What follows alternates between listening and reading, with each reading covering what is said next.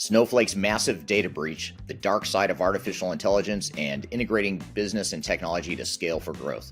Those are just a few of the topics we're going to cover here in episode 176 of Transformation Ground Control.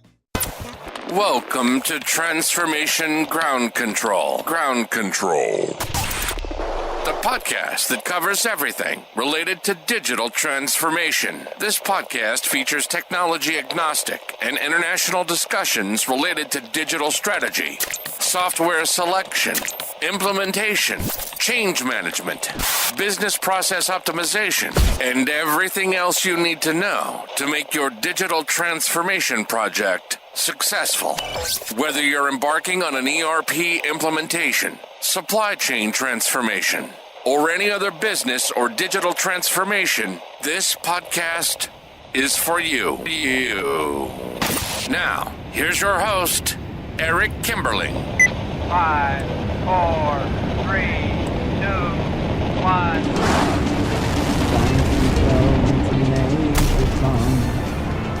Hello, welcome to Transformation Ground Control, episode number 176. My name is Eric Kimberling, and my co-host, Darian Fiakuski, would normally be with us, but she's out ill today, so it'll just be me here solo today, but thank you for joining. This is the podcast that covers everything related to digital transformation, including the people, process, technology, and strategy sides of transformation. My name is Eric Kimberling. I'm the CEO of Third Stage Consulting, and we're an independent consulting firm that helps clients throughout the world with their digital transformation journeys. And Third Stage Consulting is also the sponsor of the show, and the show is produced by Major Tom Productions. You can find new episodes every Wednesday by going to transformationgroundcontrol.com, and you can also see all the past episodes of this show by going to transformationgroundcontrol.com as well. Got a great episode for you today. We're going to get into some social media questions and articles to start this show. We're going to get into Snowflake's data breach that just recently affected millions of people throughout the world. We're going to talk about a few different threads around the dark side of AI and some of the challenges and complications that are emerging as a result of artificial intelligence. We'll also talk about how Apple is beginning to embrace and potentially incorporate OpenAI into its product suite. And then later in the show, we're also going to talk about how to integrate business and technology to scale for growth. We're going to have a guest on the show. Her name is Kimberly Eubank. She is a M&A integration and business transformation expert. She's going to be on the show with me to chat about how to integrate businesses and technology operations to scale for growth, including organizations that are going through mergers or acquisitions or are just growing quickly, and they're trying to figure out ways to standardize their operations. Those will be some interesting threads that we'll cover there. And then later in the show, we are going to play you a clip from one of our sister podcasts called Journey to S4HANA. And it's a podcast that's devoted to SAP implementations, but we had a guest on recently named Jocelyn Hayne, and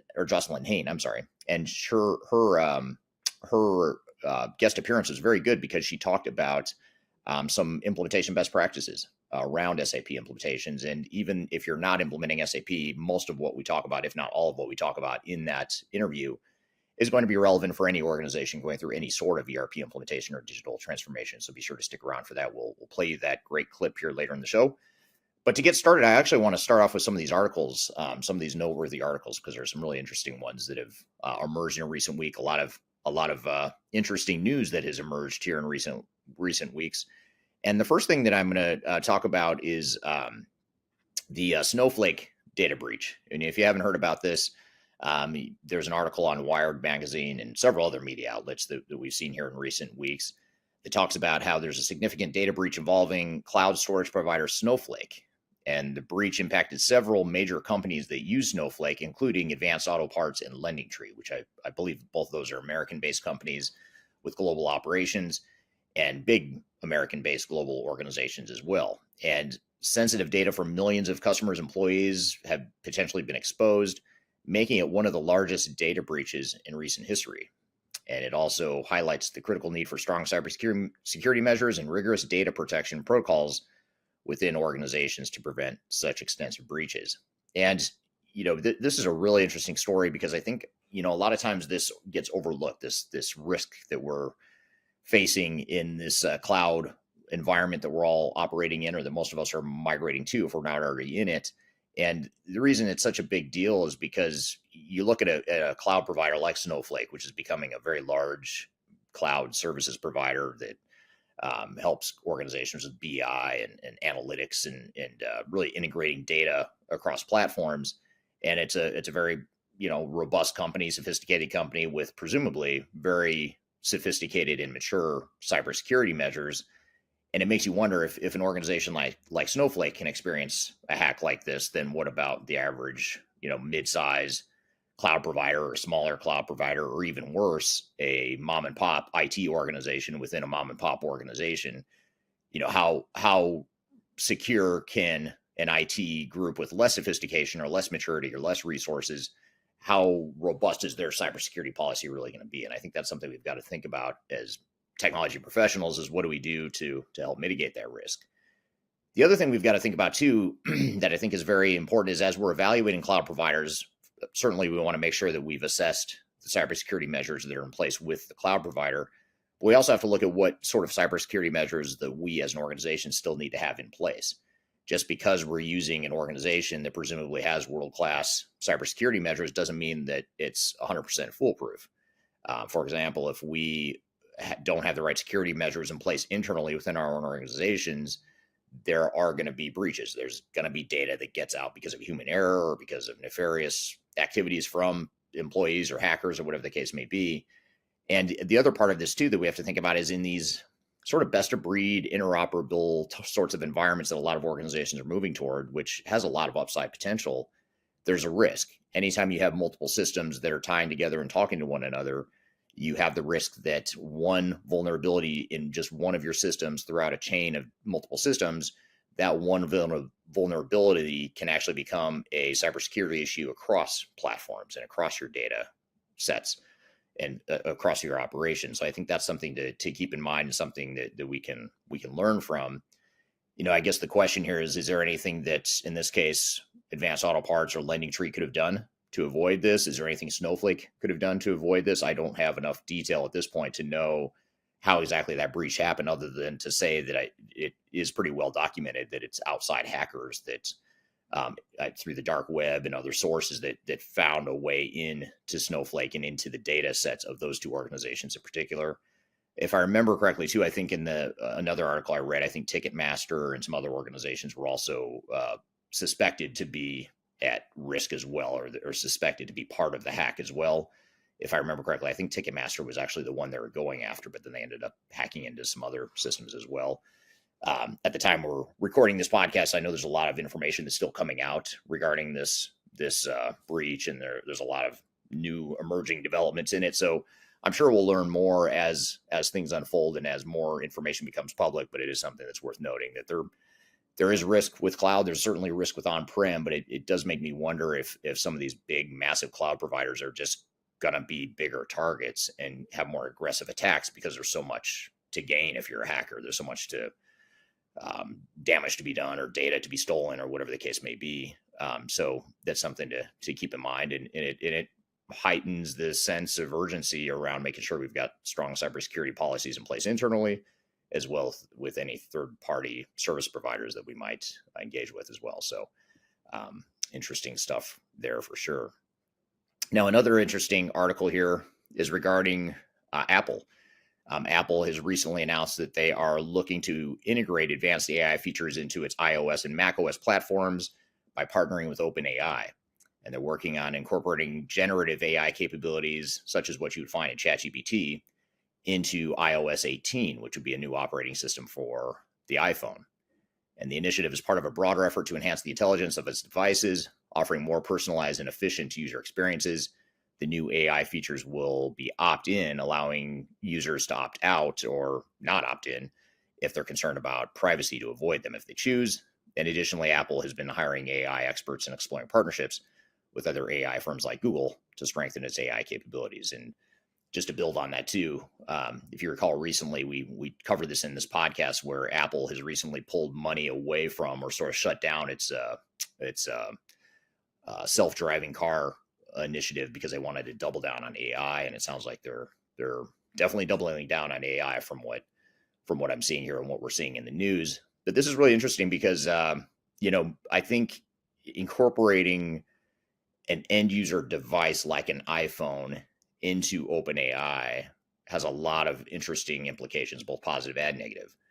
On the positive side, AI now and OpenAI models, OpenAI in particular, in this case, if they do partner with OpenAI will have access to such mass amounts of data, even if some subset of people opt out. I mean, now all of a sudden you're talking about massive Internet of Things sorts of implications where think about all the information you've got on your iPhone about you, about your health, about your, how much activity physically you are engaging in on a daily basis, all of your work, your leisure, your, Instagram reels and TikTok videos that you watch, your Google searches, all that stuff now suddenly is a potential data point that can be used by OpenAI to teach it, for it to learn more about you, that sort of thing. So there's a lot of training that could happen and a lot of learning that could happen with AI models by having these mass amounts of data. So I think there's a lot of potential for AI to get smarter and more powerful, more advanced, a lot faster than it already is. And it's already moving at a very fast pace, but even faster if we could get more data into these machines or into these learning models. But that brings up a dark side, which is, what about privacy? What about data privacy? I mean, we're all worried about data privacy as it is. There's European rules around data privacy that will probably spread to other parts of the world as well. So what does that mean if OpenAI has access to what you're doing on your phone and, certain data sets on your phone? What does that mean for your privacy? Is there a violation there? Is there a concern? Could it be breached? There's a lot of interesting questions that come of that. In fact, shortly after I saw this article, or that we saw this article on our team, I actually saw just a few days ago, Elon Musk posted on his X account. He posted something about how he thought that this move by Apple was an unacceptable cybersecurity risk. And he's basically saying that there's no way that he would ever advocate for that sort of open access to data via OpenAI. However, I will say, shortly after he made that post, within several hours, he posted another post that said, would you buy a Tesla phone that provided advanced security features and privacy features if it was available? Yes or no? And he's sort of doing a poll. I don't know if that means they have one in the works or not. I didn't go down the rabbit hole of trying to discover that, but it did make me think, well, maybe, he might have a vested self-interest in seeing Apple not succeed in this initiative, or to sort of knock the initiative, if you will. But it is an interesting point, though. It is interesting around, is this a good thing? I know Apple devices in general have been known to be pretty secure, and in some cases more secure than Windows devices. I know it's a controversial statement, but there are IT professionals out there that would say that it is more secure. So it makes you wonder, would this undermine that perceived security that Apple has currently had or historically had? Are there privacy issues that might get violated potentially with GDPR in the EU? Those are all questions that I do not have answers for, but there's certainly things that we'll need to think about and keep an eye on as well. And then lastly, the last article I want to cover here today is also related to AI and the potential dark side of AI. And this is super interesting. Actually, this is a topic that came up in passing in a recent podcast interview. It was actually someone in the audience, and I don't recall which interview it was. It wasn't directly related to the conversation, but it was a really interesting point that sort of stuck in my head. And now we saw this article that sort of builds on this thread. And it's about how AI is affecting power consumption, energy consumption. And someone had mentioned it, and I don't remember the context, but someone in the Middle East, I think it was in Saudi Arabia. I think the participant was in Saudi Arabia, saying that Saudi Arabia is investing heavily in artificial intelligence because they have so much energy and access to energy. So therefore, that is sort of a natural byproduct or extension of their energy commodities.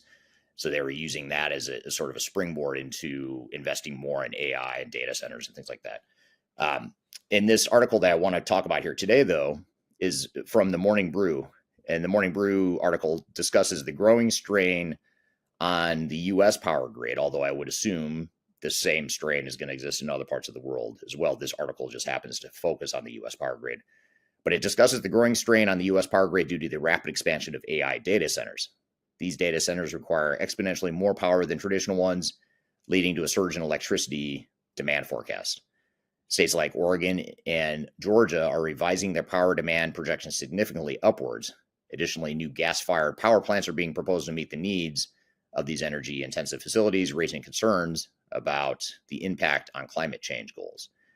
Really interesting sort of dual issues there. One is energy consumption and having a infrastructure and a power grid that can support those growing energy needs. But then, of course, there's also the climate and environmental concerns as well, especially as much of the world is trying to move to clean energy and move away from its dependency on fossil fuels and trying to reduce energy consumption. Here we are creating something else that's sort of competing or conflicting with that, that's actually increasing energy consumption. And so the energy, or the article, talks about the increasing power demand due to AI data centers. And the question is, how do you see this affecting long-term energy strategies for tech companies? And, I think, maybe to broaden the question here, the topic here around energy strategies, it's also sustainability and ESG, environmental sustainability goals that organizations in many parts of the world are being forced to track and to monitor and show improvements on. I think it'll be interesting to see, this conflict unfold because, certainly the world is demanding and consuming more AI. And I don't think, even if we wanted to, I don't know that we could really stop this AI train as fast as it's moving right now. But at the same time, in parallel, you've got that conflicting priority of wanting to, increase or decrease energy consumption and decrease dependence on fossil fuels and that sort of thing, and also optimize our impact on the environment. So those two things are in direct conflict. And I honestly have no idea how that will unfold. I think it is a conflict. It is something that something might have to win out or something might have to give. I'm not sure what it is, but I think it's a super interesting food for thought. I'd be curious to hear the audience's comments on that too. What do you think? How do you think that'll unfold? Could these two competing priorities coexist? Will there be some sort of middle ground we'll find over time? I'd love to hear your feedback because I do not have a good answer for it, but it's a very interesting food for thought or thing to chew on here for the next, several months and years as it unfolds. And then, brings up another interesting question, which is, could AI itself, coincidentally or ironically, I'm not sure what the right word is, maybe it's ironically, could AI ironically be the one to optimize energy consumption that it itself is causing an increase or spike in? I think it possibly could. I think certainly, as a totally unrelated topic, power companies can and should be using AI to better predict energy consumption and demand. AI is a great tool to potentially do that, to predict demand for any organization trying to predict any sort of demand. I think AI is a great tool because it's so prone to human error and we just haven't been good at it in the past. So why not leverage AI to do that? So it'd be interesting to see if AI itself could solve potentially the same problem it's causing, which is increased energy consumption and trouble forecasting energy consumption. What if AI could fix its own problem that it created? Interesting stuff there for sure. Don't know the answer to that either, but I would think AI potentially could start to solve at least that problem. I don't know that it'll solve the first problem, which is the energy consumption itself and the impact on the environment, but at the very least, it might be able to help us better predict energy consumption as well. So it's really interesting topics that came out of just the last couple weeks, and we'll certainly have some more next week as well as we get into it. So we want to shift gears though and come back to some audience questions. And before I get to those audience questions, though, I'd love to hear your feedback on this whole AI thread. Some of these conflicts I just mentioned, because these are sort of unresolved issues we're talking about here. So I'd love to hear your comments in the chat below for this podcast. But we're going to shift gears. While you're doing that, we're going to take a quick break. When we come back, we're going to get into some audience questions. We're going to talk about operational disruption and the two-tier ERP implementation approach. So be sure to stick around for that. And then later in the show, we are going to have two guests on the show. One will be Kimberly Eubank. She'll be on the show talking about integrating business and technology to scale for growth. And then also Jocelyn will be on later today to talk about ERP implementation best practices. So we're going to get to both of those guests here as soon as we take a quick break. We'll get to these audience questions, and then we'll get to those guests here later in the show. So be sure to stick around. We'll be right back with more Transformation Ground Control.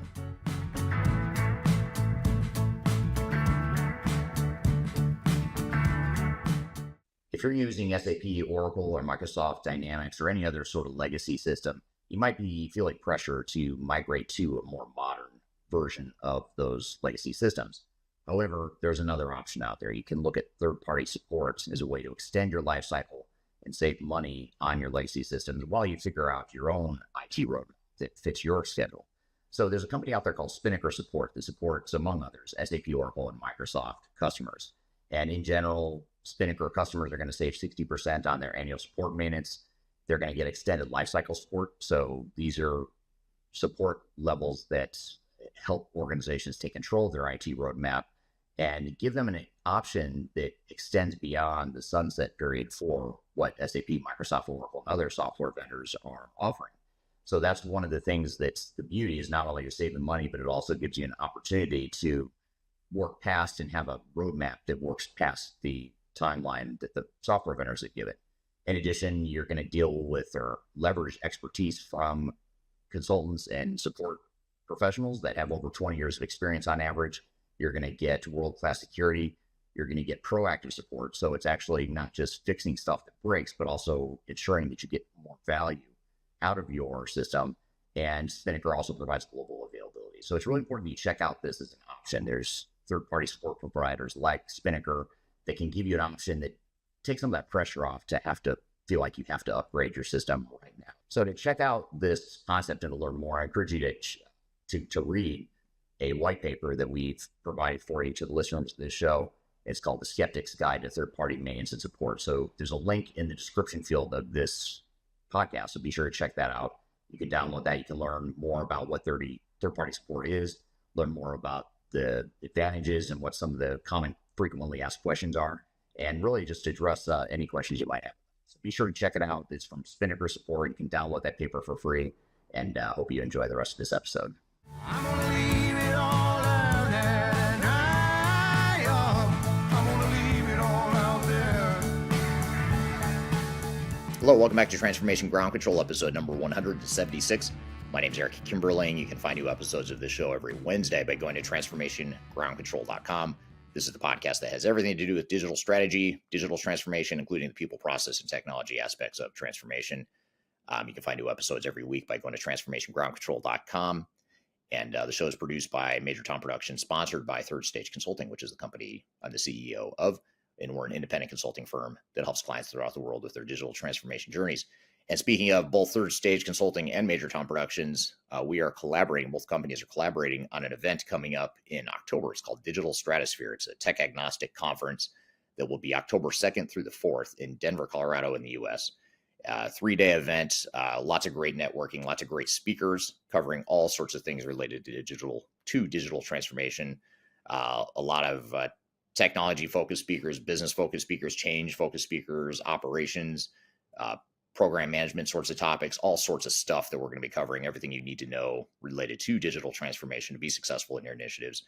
We're doing early bird pricing through the end of June. So if you buy our tickets before the end of June, you'll get a 20% discount. You can go to stratosphere2024.com to see how the agenda is shaping up, as well as some of the speakers that are emerging. We're actually continuing to add to the lineup as we speak, but you can see how things are unfolding, and you can also look at last year's agenda and speaker lineup as well. And you can also see what other kinds of stuff we'll be covering in that event. Be sure to go stratosphere2024.com. We'd love to see you there. I'll be there. I'll be speaking there, as well as other speakers from Third Stage Consulting and other companies, and other speakers that are not involved with Third Stage Consulting will be there as well. So it should be a great peer networking and learning experience. So be sure to check that out, stratosphere2024.com, and hope to see you there. I want to get into a couple social media questions we've gotten recently. One of them is related to a video I published recently that talks about how 52% of companies experience operational disruption at the time of go live. And this is data that we've tracked over a decade now. And in that probably 12 to 14 plus year period that we've been tracking this data point, which is how many, what percentage of organizations have operational disruption at the time of go live. And when I say operational disruption, by the way, I mean a material operational disruption, not just we had a few hiccups here and there. It took us a little while to learn a new system. It's more, no, we didn't just have those sorts of problems. We couldn't ship product. We couldn't close the books. We couldn't run payroll. So something materially and big negatively impacted our operations. So that's what we mean by material operational disruption. And when we track that metric, it's been super consistent and steady over this decade plus that we've been tracking it. And it's been hovering right around 50%. It's hovered anywhere from 48 to I think 54% on the high side. So let's call it 50-50. The most recent number we have is 52% actually. So 52% of companies experience disruption to go live. And the question we have on social media is, how many of those companies, the 52% that experience operational disruption, how many of them expected disruption versus being fully surprised? It's a super interesting and a very good question. And I don't have a number for you, but just based on our experience when we do project cleanups and project recovery, which is unfortunately or fortunately, depending on how you look at it, maybe fortunately from our perspective, unfortunately from the industry's perspective, a growing part of our practice and a growing part of our revenue, one of the fastest growing revenue areas is project recovery. In other words, solving problems that have already percolated. So either it's a failed implementation or it's a failing implementation, and companies will hire us to come fix it. And so that's a really high growth part of our business. And one of the things we're seeing and we're learning is that most organizations are, when they go live and have these sorts of problems, most of the time they are surprised by it. I would say you could make a very strong argument they should not have been surprised by it. And we look at it and say, we probably wouldn't have been surprised if we were involved from the start, but this company, for whatever reason, is surprised by it. So I'd say most organizations that get to the go live stage are surprised by it. They shouldn't be, but they are.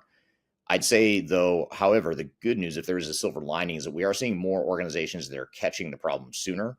In other words, they're bringing us in not just after the failure happens, but they are recognizing the failure happening in progress and then hiring us to come fix that. Now, that's still not as ideal as just doing it right from the start, but it's definitely better than waiting till the failure happens, having this material operational disruption, and then trying to clean things up after. That's the most expensive, the most disruptive, and the least recommended way that you could possibly do a digital transformation. So if you're going to run into problems, you want to catch the problems quick, and you probably will run into problems. It's just a matter of how quickly do you catch them and how quickly do you address them. And that's where, that's the $1 million question, is how do we do that? So to answer the question, though, I'd say 52% of organizations that experience operational disruption get to the go live and experience it. I would estimate that probably 3/4 of those organizations were surprised by it.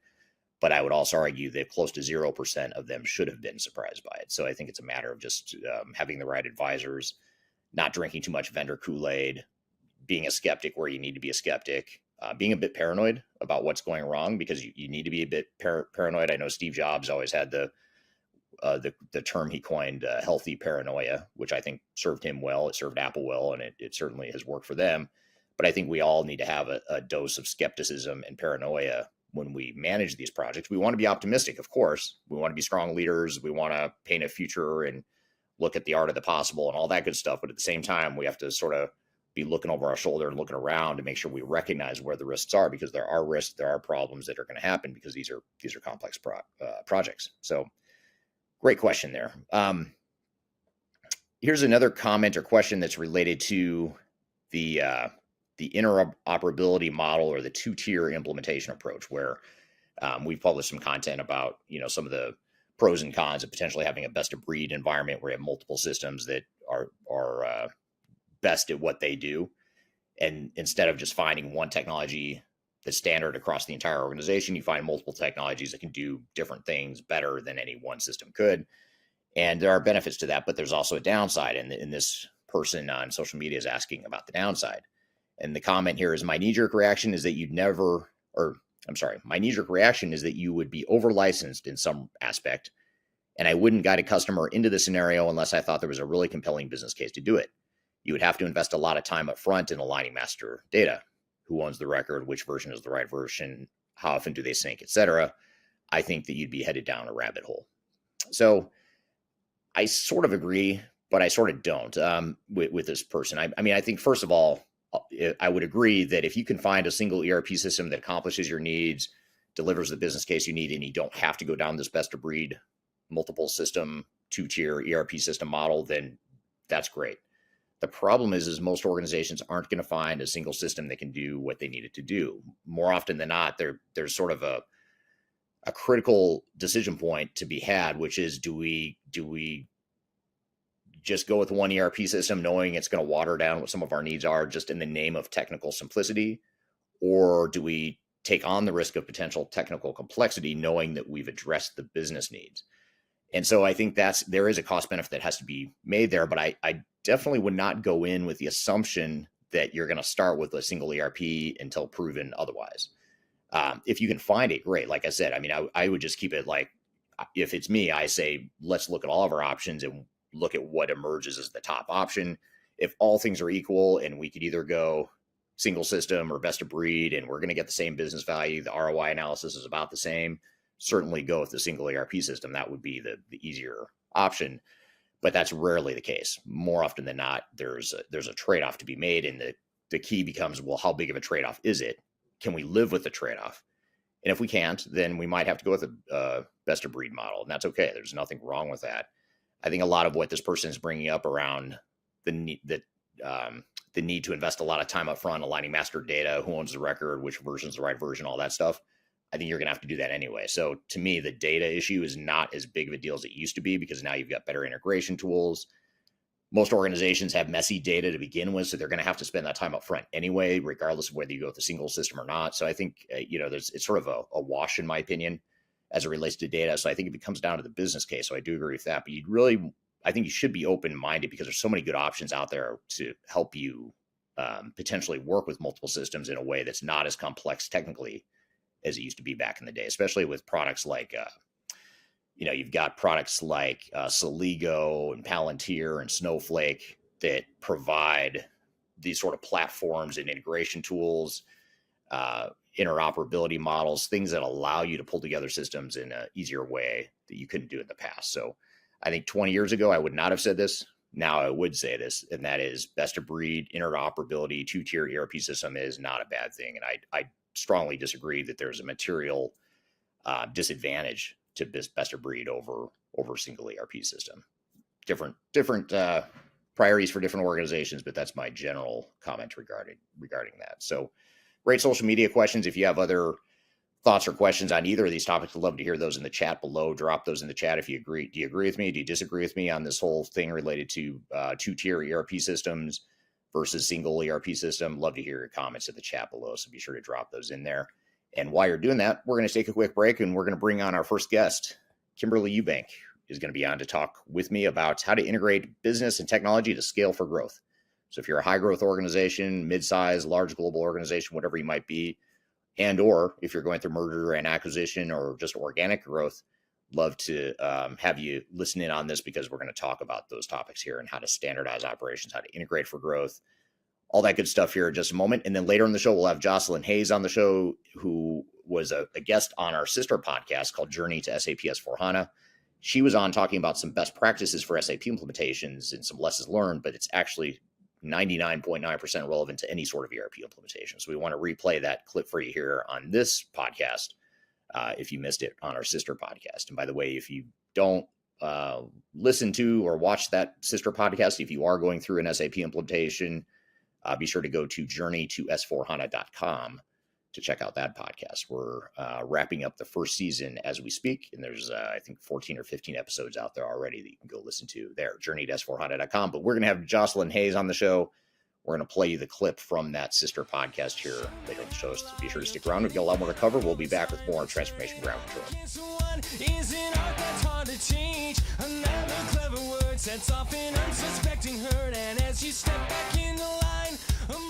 If you are involved in any sort of digital transformation or business change initiative, you will want to download the Digital Transformation Report.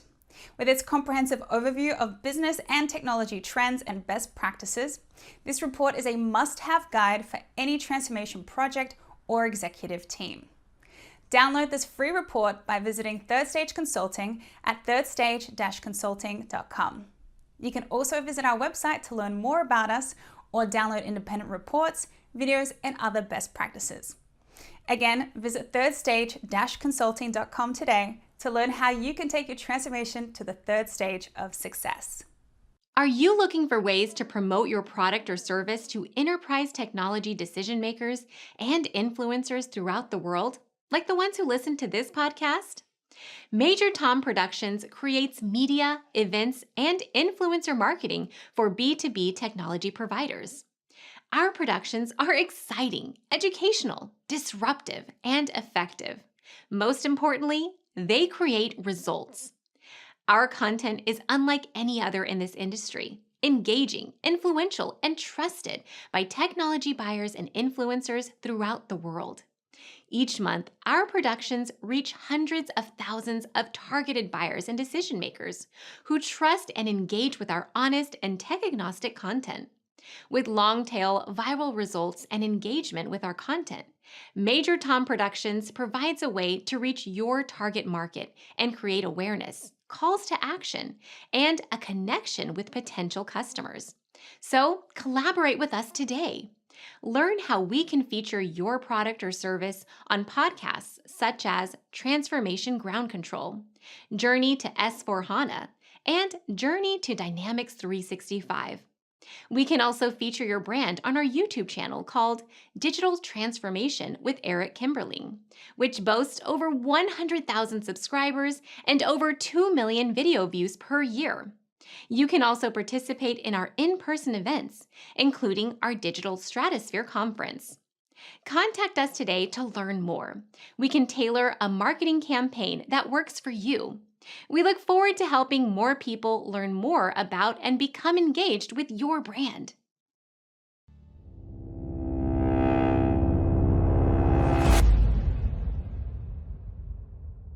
With 1,000 lies and a good disguise, hit 'em right between the eyes, hit 'em right between the eyes. We knew I'd go away. Hello, welcome to Transformation Ground Control, episode number 176. My name is Eric Kimberly, and you can find new episodes of this show every Wednesday at transformationgroundcontrol.com. You can also find past episodes of the show at transformationgroundcontrol.com as well. So anything you've missed, if you want to go peruse past topics and episodes, be sure to check it out there, transformationgroundcontrol.com.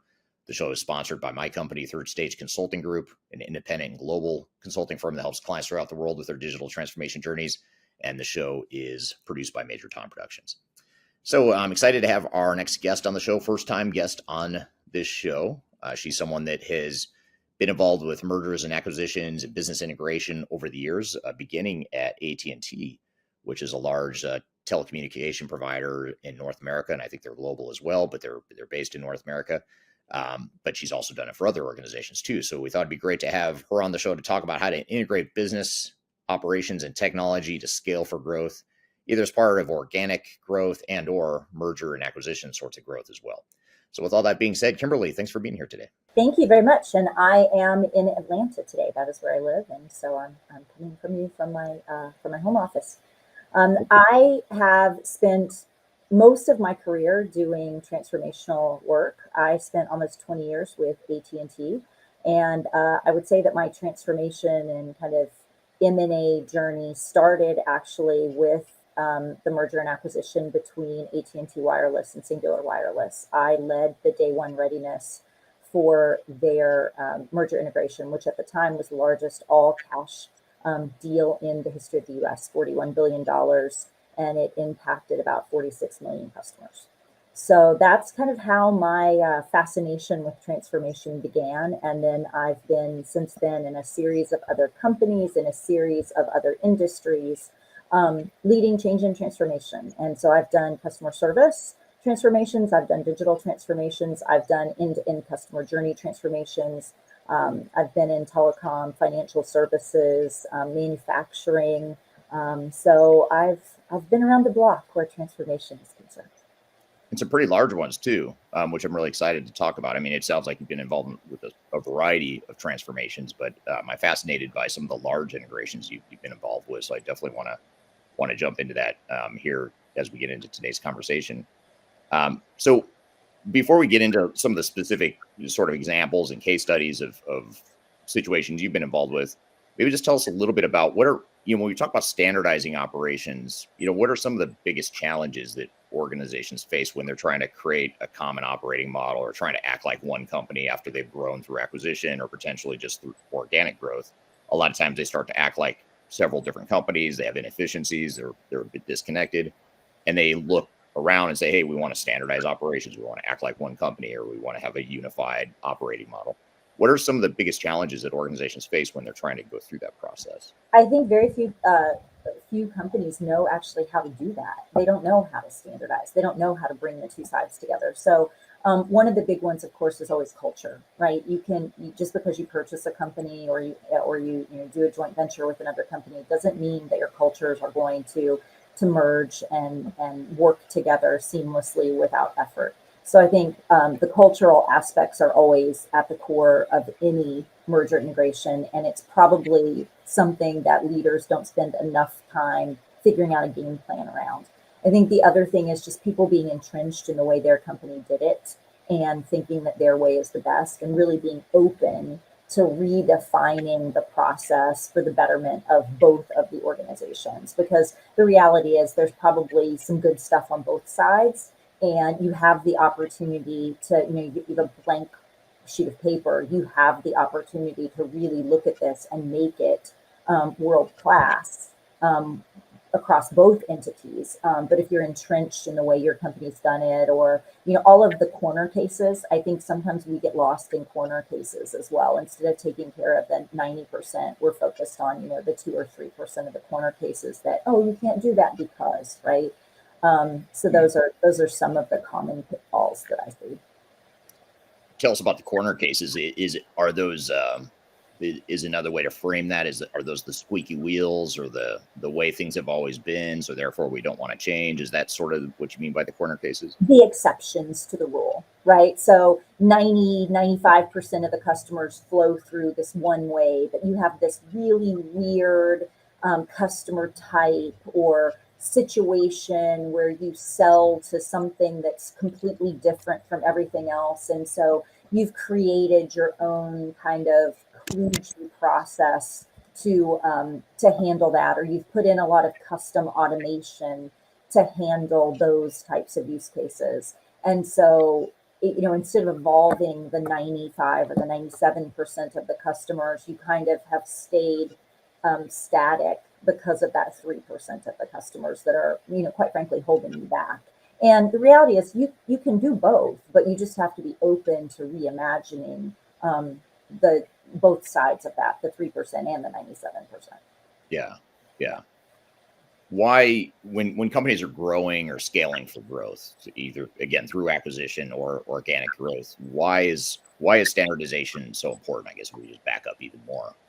Yeah, you're not going to be able to scale gracefully if you're like most companies, most startup companies. Most startup companies are doing things through sheer brute force, right? They didn't have the automations in place. They maybe didn't have the talent to even know they needed the automations in place. They grew kind of organically over time, and often you get out in front of your skis, right? And your growth starts surpassing your ability to handle the day-to-day operations. And so what I find when I go into those companies is there's a lot of things still being done manually, a lot of spreadsheets, a lot of people.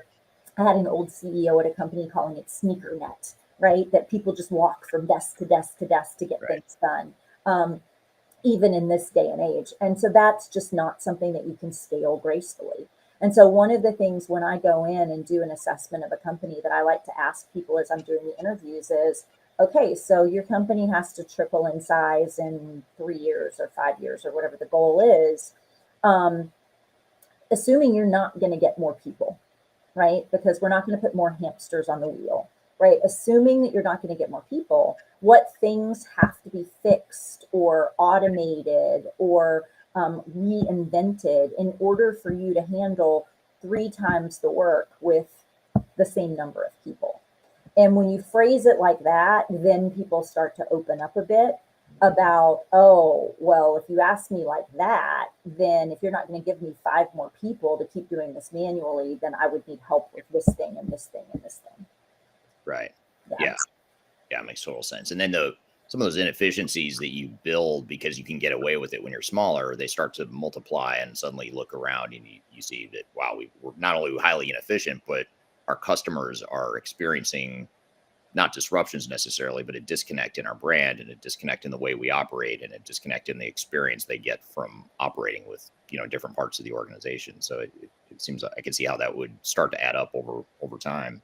When you start to create your own monster. I mean, I had a company that I worked with that their tax exemption process was very manual, right? And so they ended up having to do a ton of workarounds. Well, we can't send this email that has taxes in it because the customer might not be, actually supposed to be taxed. So we need to have a way to hold that email in the case where, the tax exemption status hasn't finalized yet, and that builds and that builds and that builds. And then as you're building even new things, you have to keep remembering all those workarounds that you put in place for very valid reasons at the time. There's always a reason. There's always a reason why something has been done the way it's done. But the reality is sometimes the time for that has passed, and you just have to kind of say you did your service. You did what you were supposed to do for the time that you were there, but it's time to move on and move past that way of doing things. Right. So you talked a little bit about culture and what a big challenge culture can be when standardizing operations. And I know you've shared with me in the past some metrics around M&A integrations and the dismal success rates, or in other words, the high failure rates of M&A integration. What are some of the, I know culture is probably one of them, but what are some of the main reasons why M&A integrations fail when there's a merger or an acquisition and companies are trying to come together as one? What are some of the biggest reasons that they fail? Yeah, I mean, culture is a big one. I think not actually having a plan on how you're actually going to fully execute it.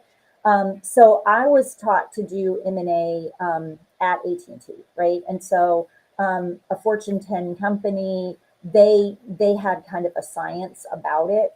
And so they were very aggressive about pulling the Band-Aids off quickly, right? So making sure that your org structure is defined before people are supposed to start, acting like one company, right? So I think taking too long to get your org structure together so that people know who they're supposed to be taking direction from. Making sure that from a leadership perspective, you have clearly communicated what that North Star is, so that people know that on day one of being a combined entity, that they know what they're supposed to be going and doing. Because if you don't give them that clear direction, then they're going to just keep doing what they've always done because no one's told them to do anything different. Mm-hmm. And so I think whether it's an M&A or whether it's just your own company needing to digitally transform, and in my consultancy, I've kind of come up with a clear, ready, and aligned as 3 pillars that you need to do before you start spending money, before you start, buying things, to make sure that you're clear on why you're doing it and what you want to be when you grow up, to make sure that your organization is ready culturally and skill set wise, right? If you have brought together 2 companies who have been keeping their lights on in the technical space for the last 10 years, and now you're looking at, oh crap, we have to integrate all this stuff. We have to rethink processes. We have to drive for completion dates.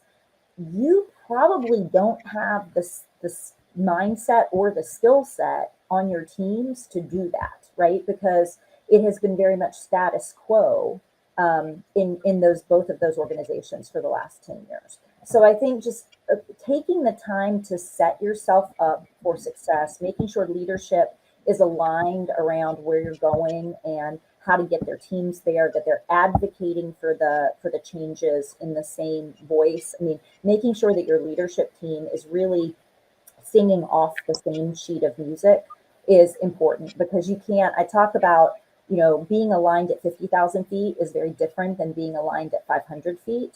And I've seen so often in transformations or merger integrations where people nod their head at 50,000 feet because it's mom and apple pie. Yeah, sure. We got to do this. We got to do this. We got to do this. But I think in the back of their heads, a lot of them are like, well, that's everybody else has got to change. My organization doesn't have to change. How my team does work doesn't have to change. And then there's going to come a time when their team does need to change. And then you start to see the friction, right? Because they really weren't aligned at that lower level of granularity. So I think all of those things play a part. But culture absolutely can eat strategy, all the time. You can have the best laid plan, but if your culture isn't conducive to working together and bringing things together, it very quickly can sabotage your efforts, which can cost you a lot of money in the end of the day. We're here with Kimberly Eubank talking about how to integrate business and technology for growth. We've got a lot more to cover, but first we're going to take a quick break. We'll be back with more Transformation Ground Control.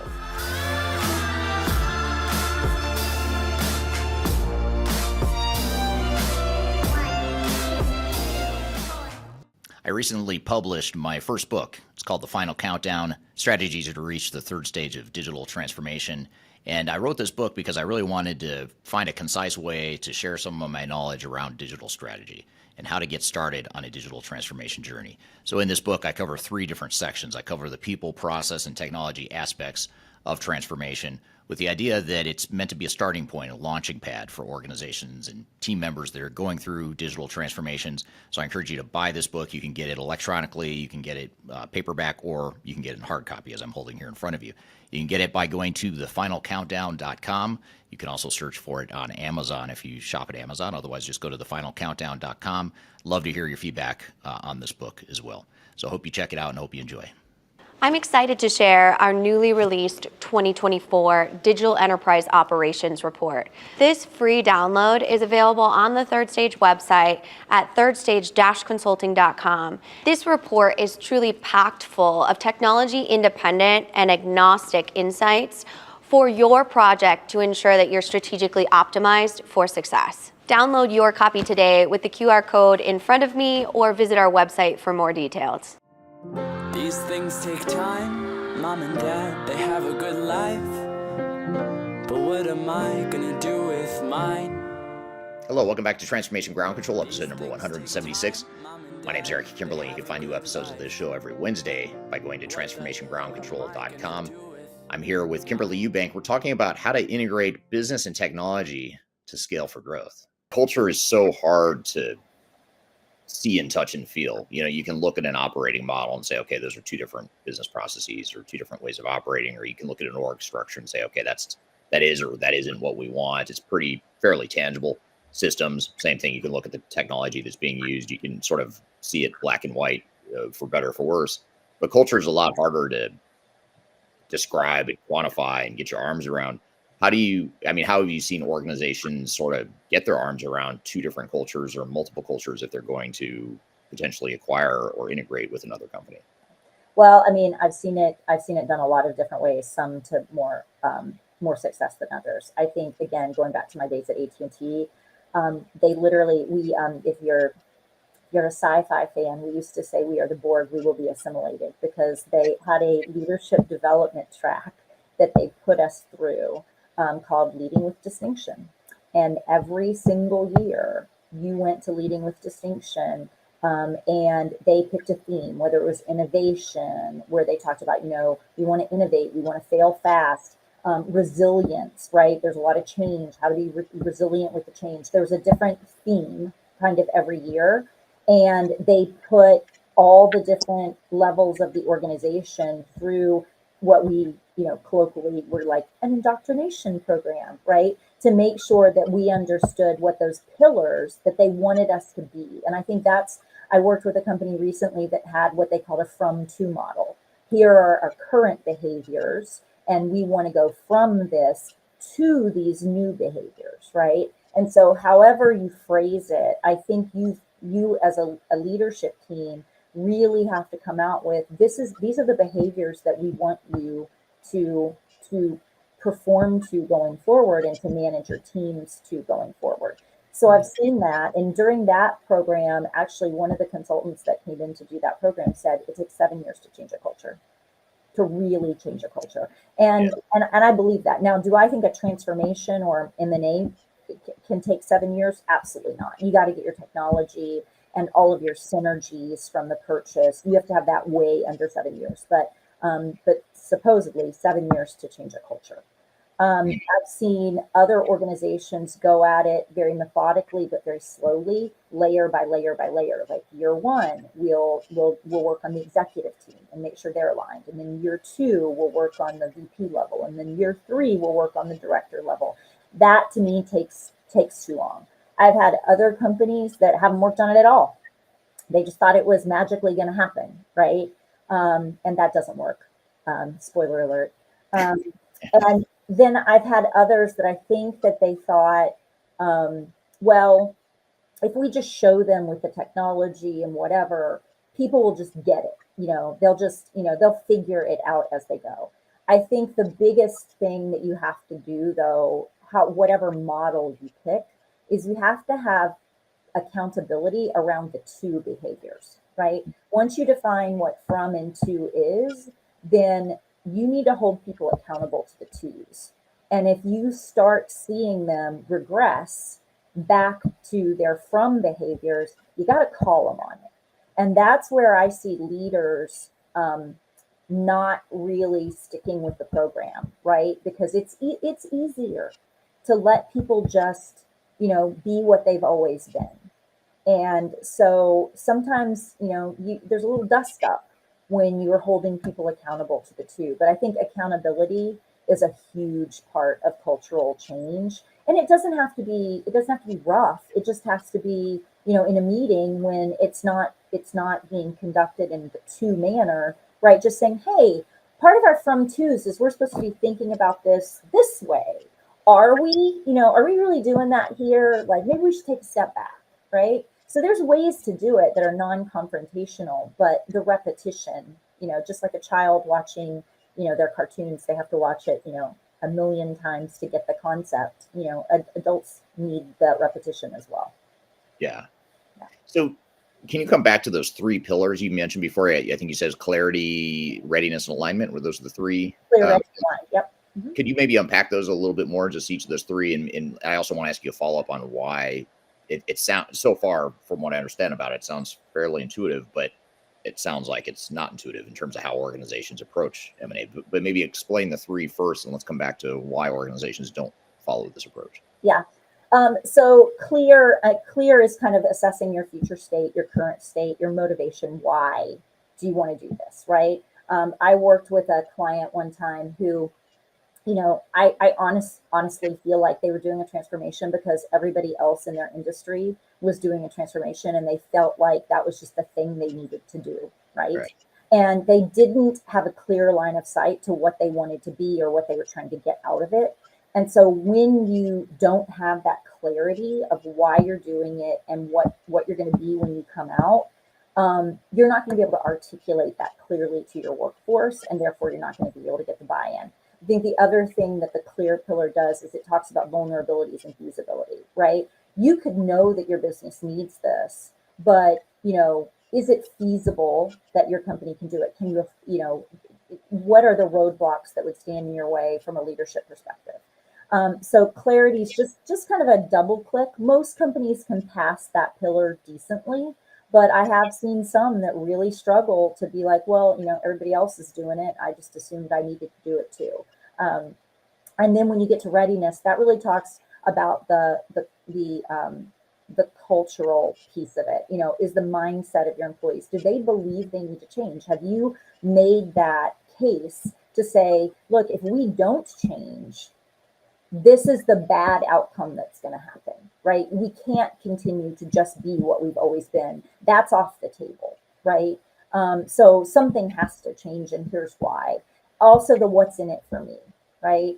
The skill sets, right? So I talked about if you've had a maintenance organization for, the last 10, 15 years, it is unlikely that you have the innovation and the drive skill sets to actually undertake a transformation internal to yourselves and be able to accomplish that with any degree of speed and efficiency. Budget. Can you afford this, right? Because transformation costs money.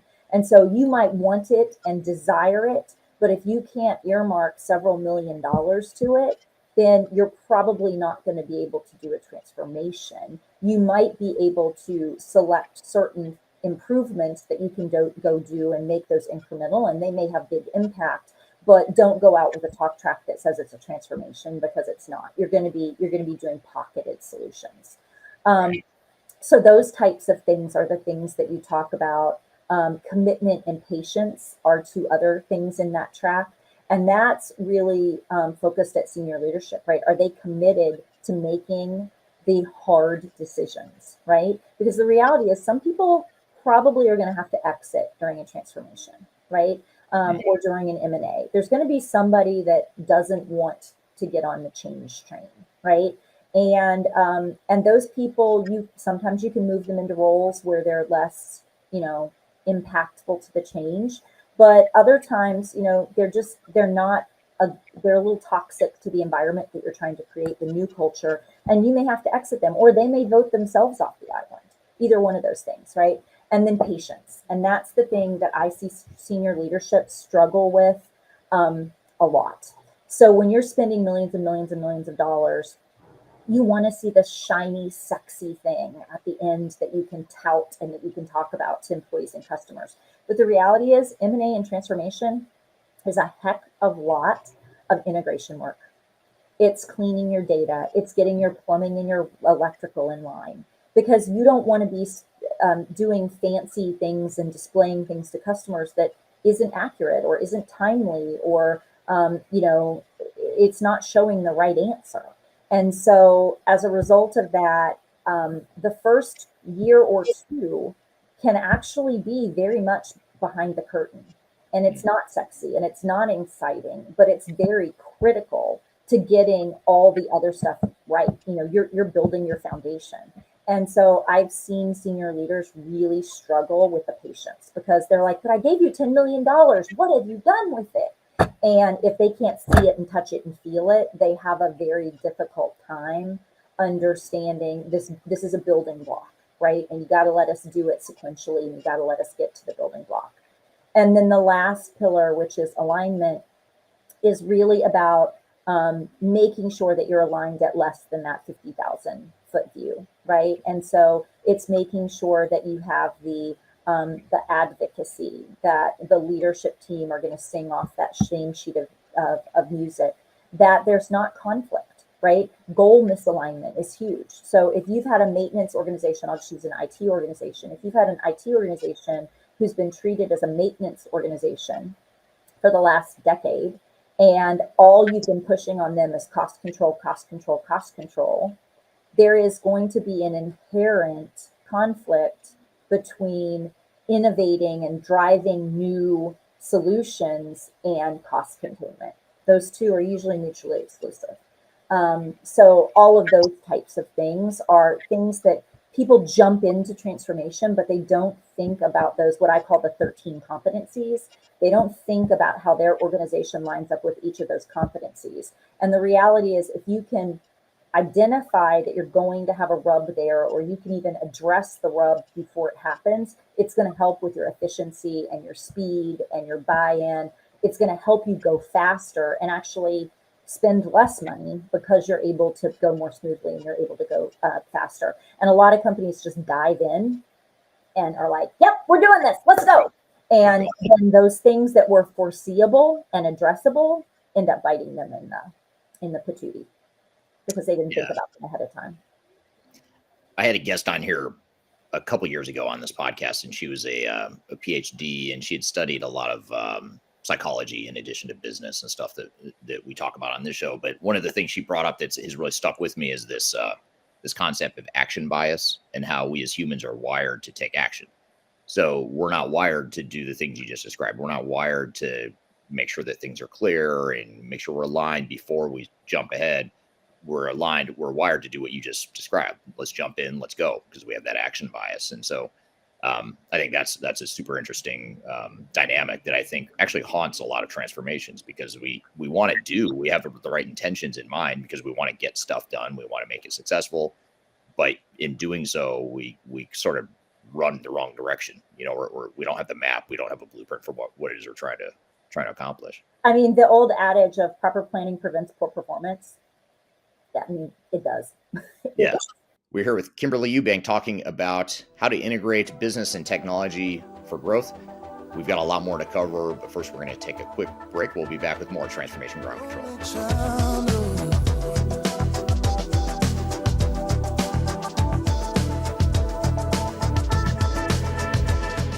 People oftentimes ask me how I built such a strong social media following on YouTube and LinkedIn and Facebook and other outlets. And the fact of the matter is it took me a long time to build a following through a lot of trial and error, making a lot of mistakes. Had I known that there were companies out there that could help me build my brand, I would have done that a long time ago. I didn't know that, but the good news is that there is today. a consulting firm that will help you through building your own personal brand through some of their training programs. The company is called Roloff Consulting, and if you're familiar with Emma Roloff, she's someone that I've had on this podcast before, and she's well known in the digital transformation space as well as the sales space. And she's big on TikTok, YouTube, and LinkedIn. And she and her husband have started a training course and a training company that focuses on helping people build their personal brands and helping them to sell themselves digitally. So whether you're a salesperson that's trying to reach more customers or you're an individual that's just trying to build your personal brand, that's something that they help with through their training programs. And they've offered listeners of this podcast a free 5-day LinkedIn challenge. And I encourage you to check it out. I've included a link below for this podcast. If you go to the podcast notes, you'll find a link that gets you free access to this 5-day challenge where you'll get step-by-step guidance. You'll get real results. So you'll get some tangible results from the program.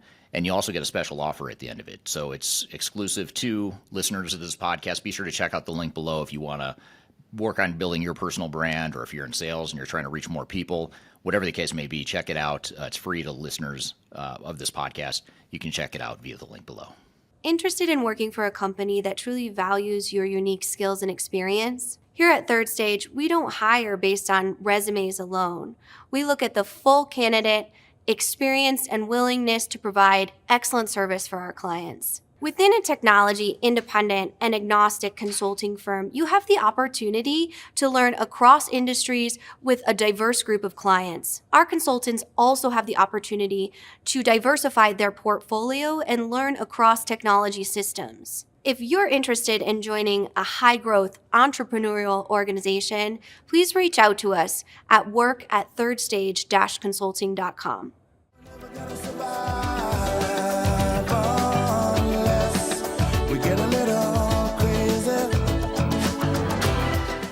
Hello, welcome back to Transformation Ground Control, episode number 176.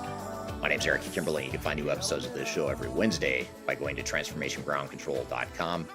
I'm here with Kimberly Eubank. We're talking about how to integrate business and technology to scale for growth. There's a question from Darian on LinkedIn, and Darian asks, what are some of the biggest change management and people challenges with integration and standardization? I know you talked about them maybe being stuck in the from and not focused enough on the to be. Is there anything else that you see from a people perspective that you think are some of the biggest challenges you've seen when trying to integrate operations? I think it's the accountability. Accountability to actually, hold people to this is the new way forward. You can't regress. You can't go back. We're not going to do that. I worked with a company that every time something new was released, if there was any noise about the change, no matter how small the pocket of people were, right? Energy and attention was given to that noise that kind of stopped everything in the tracks, because you had to go deal with that noise. And I'm not saying ignore people's concerns, because there might actually be real post-production issues that you needed to address. But doing that in a way that is, okay, well, the change is happening. Like, we're not going to go back, but let's work through your specific issue. How you react to that as a leadership team is critical, because if you're constantly, oh, wait, do we need to pull that back? It's not perfect, right? If you constantly have that, then you're sending a signal to your team that maybe this change is optional. And maybe if I raise my hand enough and I'm a squeaky enough wheel, they'll just stop doing this and they'll go back to the way that they've done it before. So I think being committed to the forward plan, articulating that, realizing that 100% of the people are not going to be happy. They're not, because they liked the way they did it. And your job is not trying to make 100% of the people happy, right? It's trying to make, the 90% happier and make the experience better. And then holding folks accountable to the changes and the mindset around their change and their behaviors around the change, right? So, I literally was putting in a CRM suite, right? And there's different modules in the suite. Some focus toward customer service, some focus toward sales, etc. And we had gone through the requirements gathering, and we had we'd put together the plan on the sales module. And it really came down to they were having budget constraints. And so it really came down to me actually saying, look, behaviors have to change. If you spend this money and you make these changes, you have to lead your sales force differently. And so if you're not willing to lead your sales force differently, then you should not do this project and you should defer it, because you will be wasting money and people will not be happy with the change because you're leading them one way and the system is directing them a different way, because the system was going to be put in place was going to have more data integrity, and so that we could automate things and things like that. And so you can't be quite as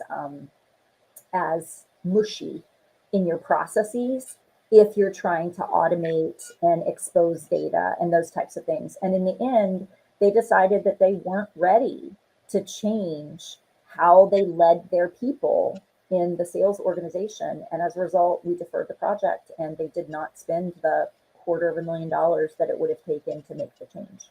And for them, that was probably the right decision, because I don't think that they were culturally ready for it. And I don't think that they were culturally committed to the level of organizational change that they were going to need to make the most of that module's functionality. Yeah. Yeah.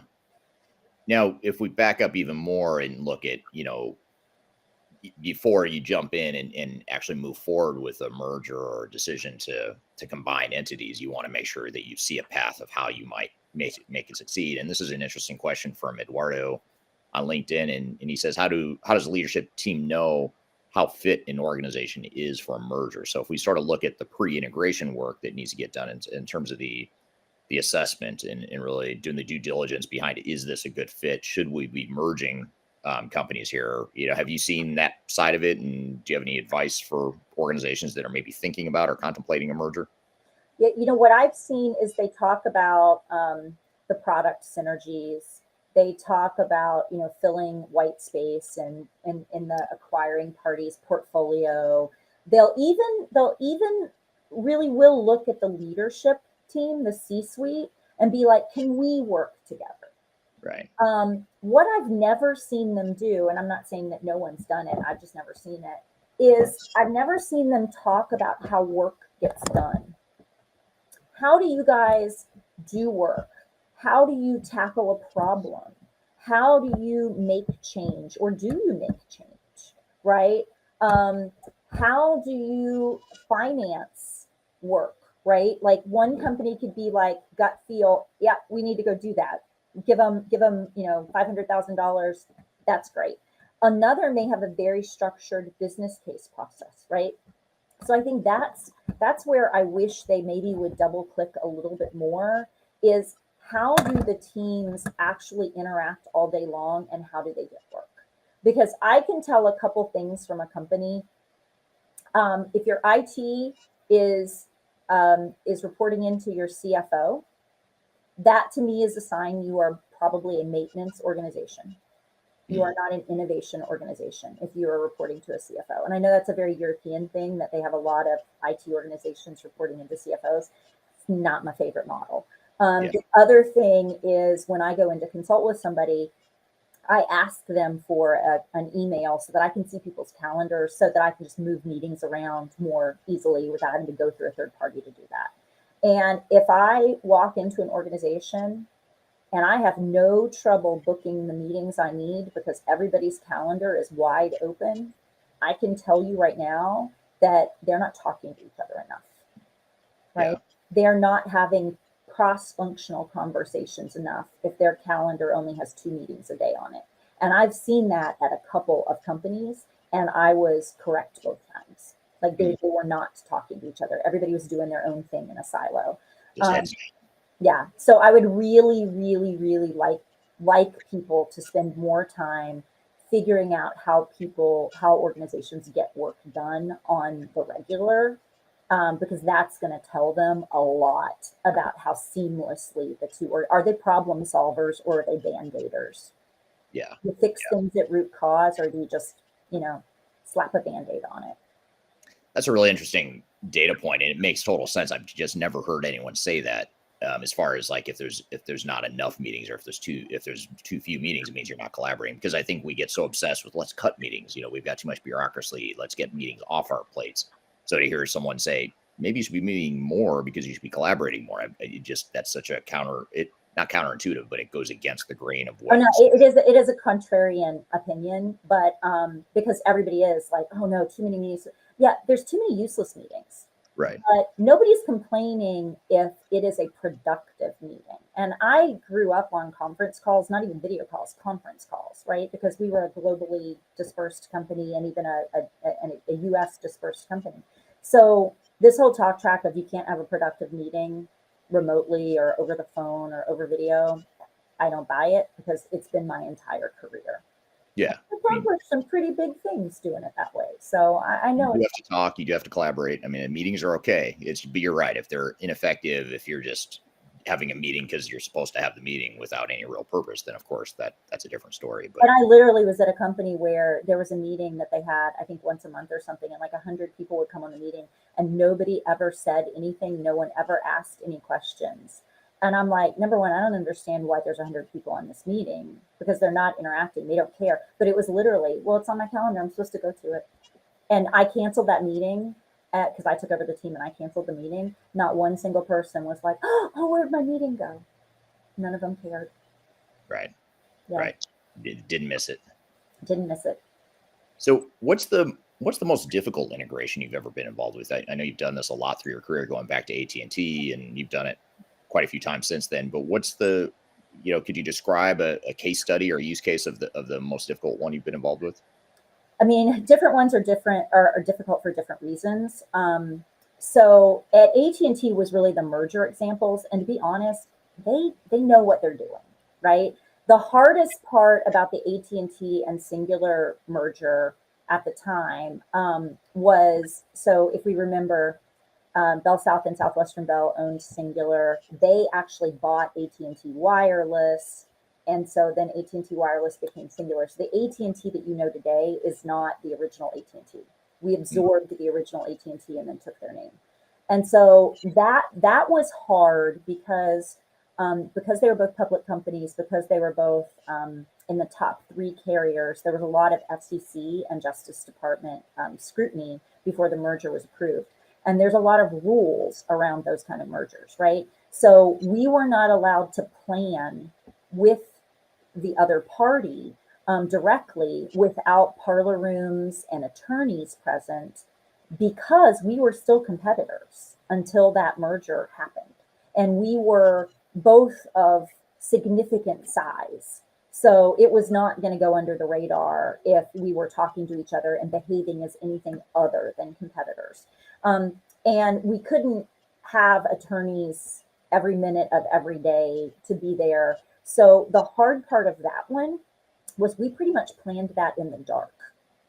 And where you had key like interfaces that you needed to build and things like that, yes, then we would set up a parlor room and we would have a conversation.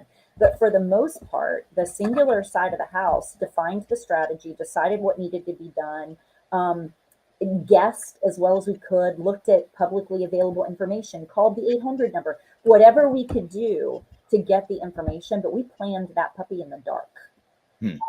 And then we only had 30 days to execute it once the merger closed. So that was hard just because of the constraints put on us, but it was easy because when we had the clear, ready, and aligned like competencies, we were firing on all cylinders. And so while it was a hard thing to do, it actually was one of the easier projects to run. The ones that are hard for me personally are the ones where you can't get out of your own way. And I've had a couple of those where, one that I worked on, they wanted to do the stuff in-house. They wanted to do the IT stuff in-house, but the IT organization was just not capable of doing it in-house, but they were insistent on doing it in-house. And as a result, things were just not going as fast as it needed to go. We were burning money.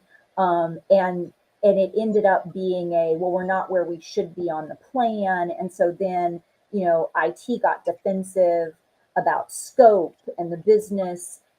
was like, it's not a scope problem, it's a productivity problem. And so then you end up having a bunch of infighting. And that's just where the company literally they should have hired SIs, hindsight 2020, they should have hired external SIs to just work the project.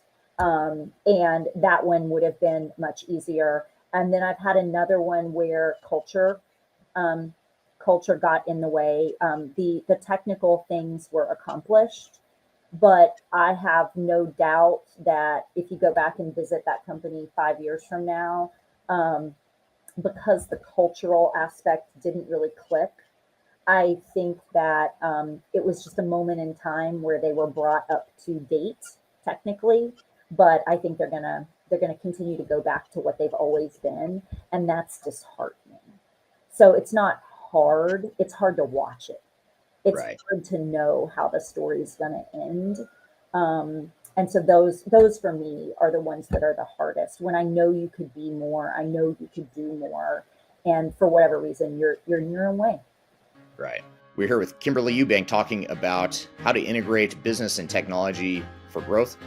We've got a lot more to cover, but first we're going to take a quick break. We'll be back with more Transformation Ground Control.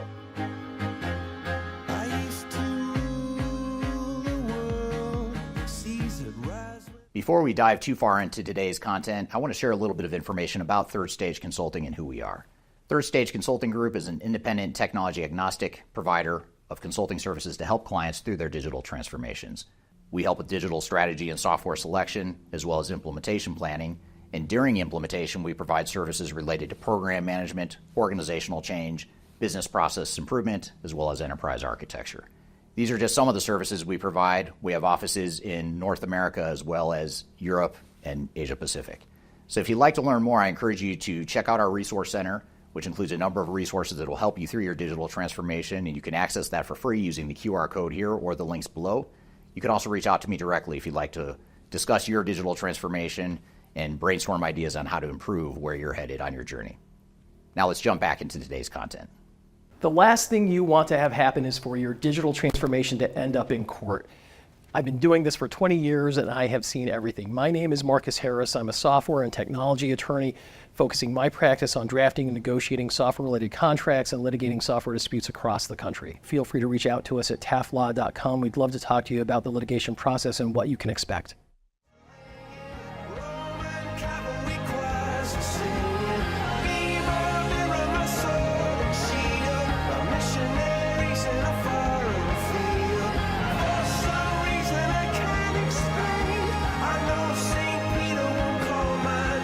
Hello, welcome back to Transformation Ground Control, episode number 176. My name is Eric Kimberly. You can find new episodes of this show every Wednesday by going to transformationgroundcontrol.com. I'm here with Kimberly Eubank. We're talking about how to integrate business and technology to scale for growth. You started to touch on this, and so this is a timely question from YouTube. In the context of M&A, what are the best practices for achieving data consistency and integrity while merging disparate ERP systems? And how can one standardize operations post-merger? Big question, very broad question, but let's focus on the technology piece because you were just sort of touching on that a moment ago. What are some of the just high-level general best practices for how you bring technology together and how you standardize technology and data across multiple entities when you're trying to go through that sort of merger? Yeah, so I'll go back to AT&T. So AT&T at one point, the singular side of AT&T. So before the AT&T merger, it was singular, right? So it was the joint venture between Bell South and Southwestern Bell. And Bell South, when they had purchased entities, they integrated them within a couple of years. And so they ended up having all of their properties on one billing system, which in manufacturing call it an ERP, but in telecom we called it a biller or billing system. They had one. The Southwestern Bell side of the family had taken a completely different approach, and they had not integrated anything. And so when they kept acquiring, if you guys remember the cellular ones, right, there'd be a cellular one of Indianapolis and a cellular one of Chicago and a cellular one of Poughkeepsie. When they brought those into their fold, they didn't do any integrations. So when we became one and tried to form singular, there was something like 12 billing systems that we had to get down to one billing system.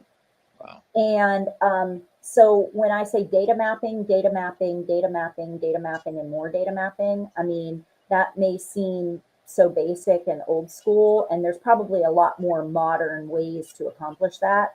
But really understanding the core elements of your data that you need to do business, right? Because 90% of it's going to be the same things.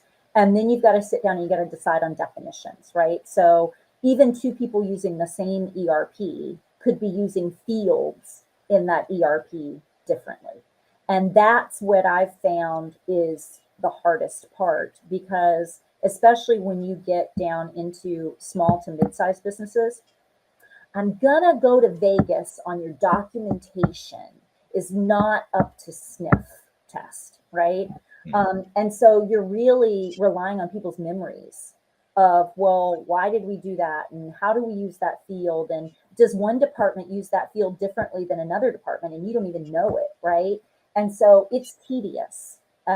There's no silver bullet for it. You've just got to sit down and you got to go through the data maps and you've got to talk about the data and you've got to decide on what your target data mapping is going to be, like what is, and then you've got to sit there and you've got to map everything across, and you'll have to take those cases that, well, I use this field for that, well, I use that field for that, and you'll have to have that conversation and decide. So it's not fun. I mean, I guess some data-oriented people might consider that to be fun. Some might disagree with you, right? Like, but it's almost like forensic accounting on your ERP. And by the way, that isn't even in an M&A situation. That's just, you could have that same thing going from on-premise to cloud. Right. Just a right? general migration. Yeah, because I mean, a company that I worked with recently, had 15 years of just customization on top of customization on top of customization, and they're staring down going to the cloud over the course of the next year. And it does put some fear in your boots because you don't really know what's under the covers. So you just got to peel those layers of the onions one by one. So I don't know that I gave you a silver bullet on how to do that, but yeah, it's a lot of work, and it's detailed work, but it's so important. It's so important. Yeah, I was looking for not only a silver bullet, but an easy button, but it sounds like you're not here to offer that up for us. It makes total sense. And you're right. A lot of what you're talking about, is not sexy. And you mentioned that earlier. A lot of this stuff is not sexy. It's a lot of behind the scenes grunt work, for lack of a better word, but it has to be done. And it's what's ultimately going to make it successful. Now, what I am seeing though, is I am seeing companies come out that are actually, they've built the integration for you, right? So there'll be a company that you can actually purchase their software to help you get from on-premise to cloud, or to get from one ERP to another ERP. So that's something that, back in the day, you would have had to have built that all yourself. And so now people are commercializing that and making it repeatable. And so you still have to do the work to do the mappings, but the transfer over, I think there are companies out there specializing in that to make that a little simpler and seamless for you. Yeah, makes sense.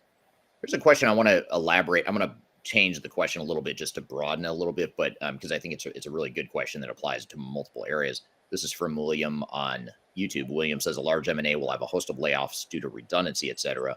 How do you determine who stays and who goes? Do you defer to the acquiring company? And actually, why don't I broaden that? Just talk about people and technology. When you look at what people are going to stay or go, and what technologies or systems are going to stay or go, or how are you going to address technology? What's the sort of the pecking order or the hierarchy of how that typically works, or where you've seen it be most successful in terms of who determines what technologies are going to stay or go?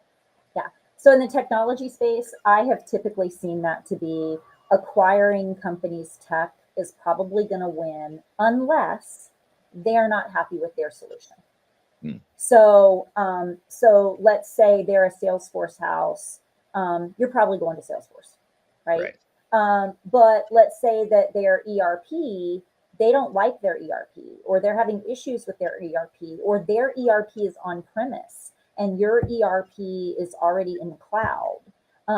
In that case, they, if they're doing it the way they should be doing it, then they're looking at it and going, oh, well, actually, instead of bringing them over to on-premise and then having to take both of us to cloud later, let's just us go to cloud and go to your ERP and get it over in one fell swoop, right? So on technology, I have typically found that the acquiring companies' technology will win, just because it's in place, and it's working. As long as it's working for them and it's already integrated into everything else, it's just one less thing that they have to deal with. On the people side, you know, I, there's going to be as many different flavors of this as the companies that undertake it.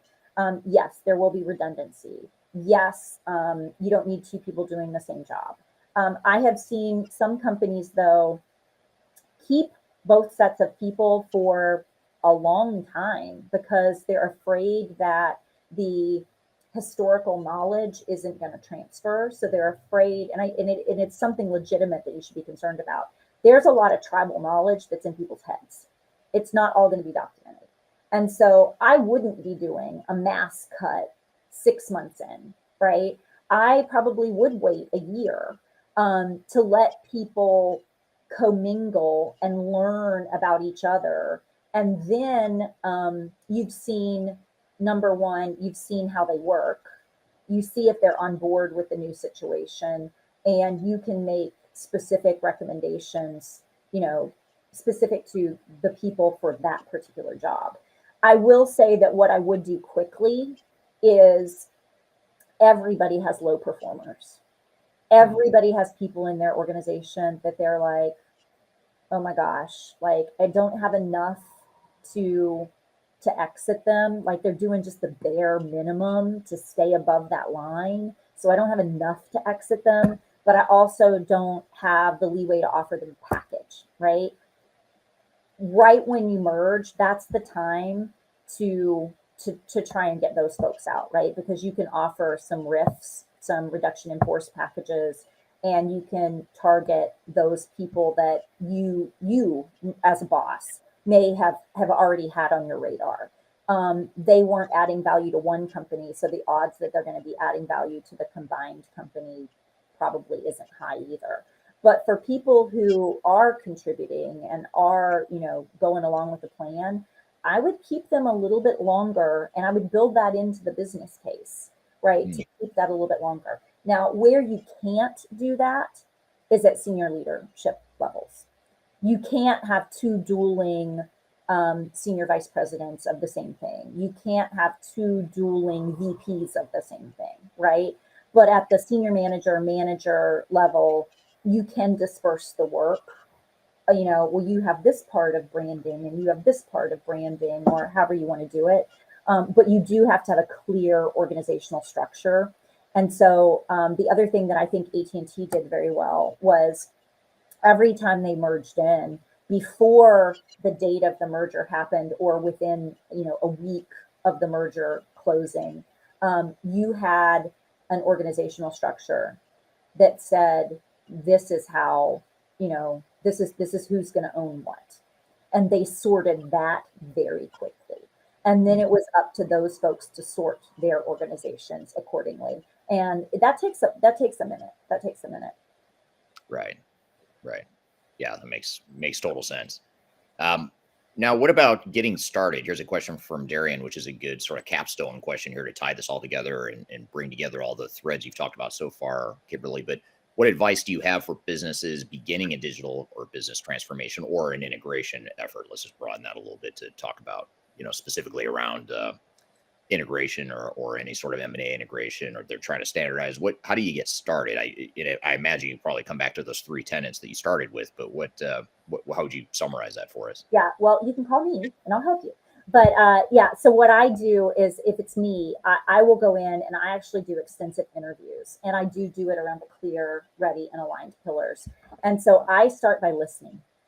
I mean, it's tried and true, right? It's road tested. Listening is your best friend there, right?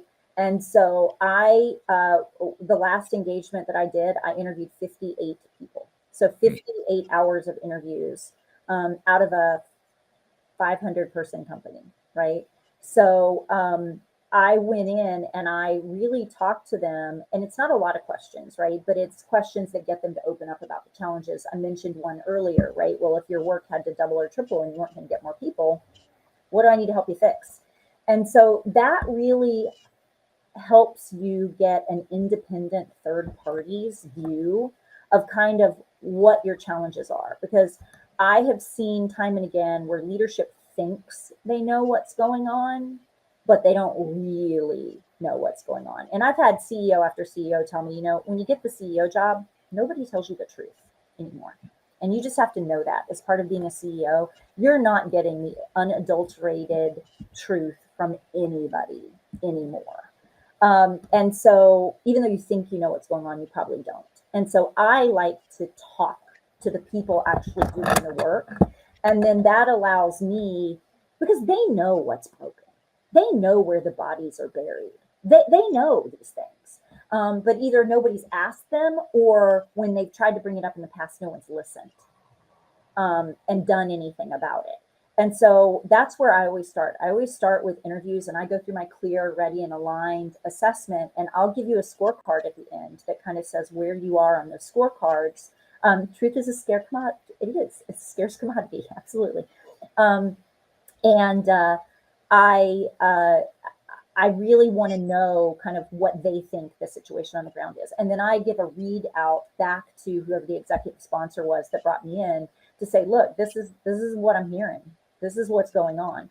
And then I put together a roadmap that says, based on where you've told me you want to be, and based on where I'm hearing you are, and based on the challenges that your teams have, if I were going to lead this is how I would go, and this is where I think you should tackle it. And you may have different pillars that you need to tackle on, and then that kind of gives you a roadmap, and that'll tell you like how far away from your bogey are you, and how much is this going to cost, right? I mean, I'm not going to go and do a full business case based on just those interviews, right? But you can kind of tell, do you have 10 things to take care of, or do you have 3 things to take care of, right? The more things you have to take care of, the more it's going to cost. Right.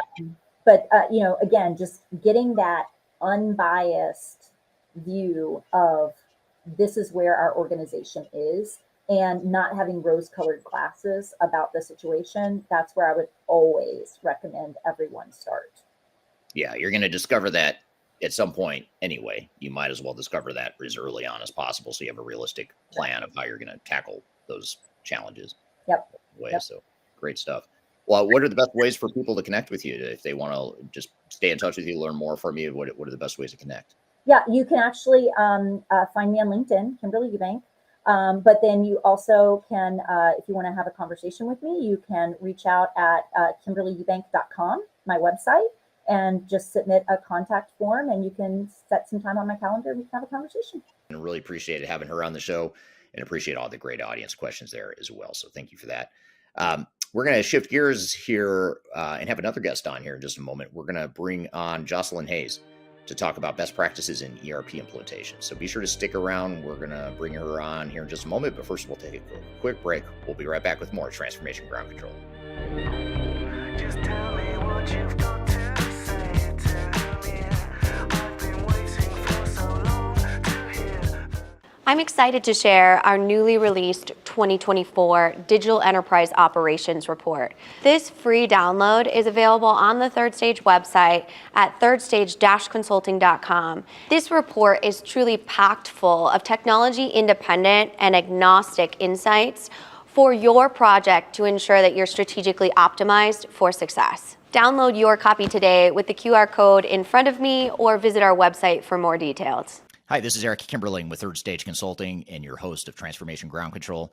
I want to encourage you to read our Guide to Organizational Change Management. It's a free report or free guide that we published. It's one that I actually wrote that talks about best practices and lessons learned as it relates to change management. So as you know, on this podcast, we cover a lot of stuff related to the human sides of change, organizational change management, including training, communications, org design, all kinds of stuff as it relates to change management. So if you're trying to learn more about change management, or you're looking for more direction and ideas on how to get started on your change management strategy and your overall journey, be sure to check out this guide. You can read it by scanning the QR code on the screen in front of you, or in the links below for this particular podcast episode. You can find a link to take you to the page that'll allow you to register to go ahead and download that and read it for free. So be sure to check it out. It's the Guide to Organizational Change Management, written by yours truly. I hope you enjoy it. Let me know what you think, and hope you enjoy the rest of this episode.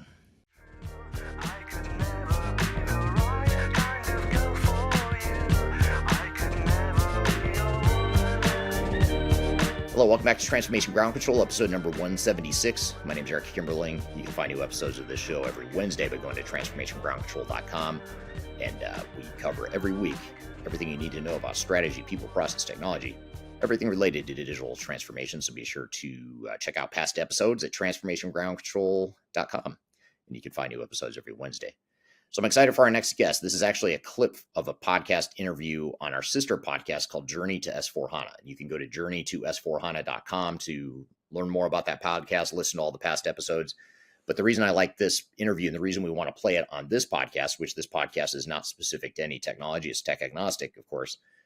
Even though this discussion was in the context of SAP implementation best practices, most of what we talked about, if not all of what we talked about, is relevant to any sort of ERP implementation. It's a great conversation, so I thought it'd be great to play for you here in today's episode. So with that all being said, let's roll the clip of my interview with Jocelyn Hayes talking about best practices in ERP implementations.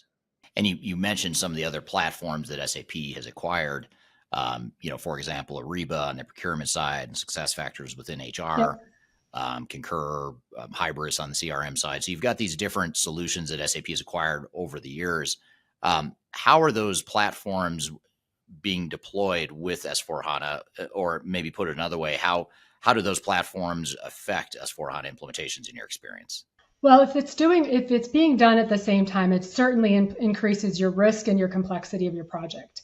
And obviously the cost. Right. So, I would always encourage clients to try to limit their scope as much as possible without having to do a lot of rework down the road, and really be selective in what technologies they go with in their phase one round, so that they're not biting off more than they can chew.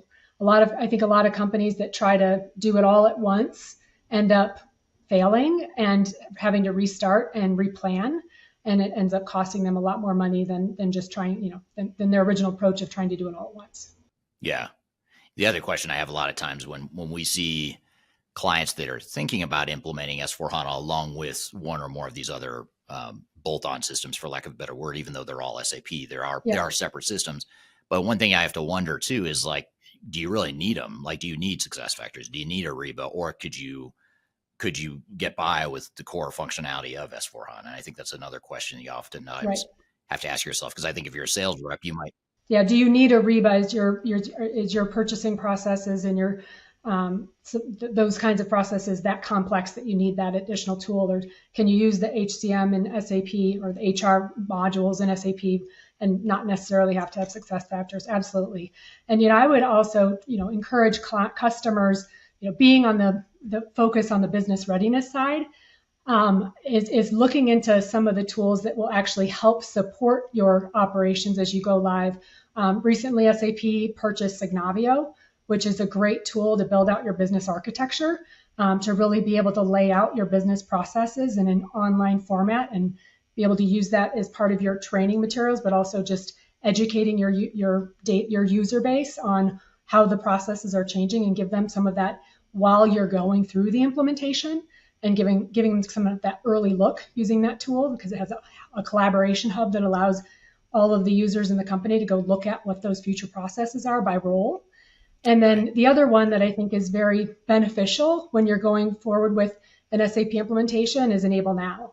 So that's the in-application support tool that helps with not just your training materials, but also your in-application help. So when you get stuck on how to do something, you have it easily at your fingertips to get a tour of how to do a transaction, or to access some of those process documents, or to even go back to one of your courses that would teach you how to do the functions that you're getting stuck on.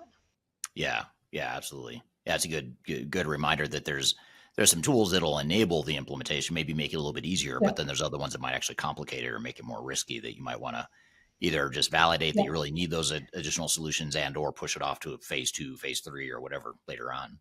And, of course, there's a price tag associated with those. There's the cost of the implementation, the cost of the licensing. Now, with the Rise and the Grow model, they do include starter kits for those, so you can try them out before you have to buy licenses for everybody.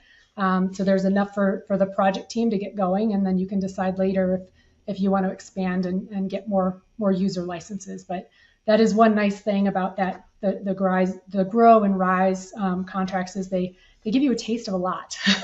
Yeah. And I want to come back to that. And Signavio and Enable Now are those. Yeah. Yeah.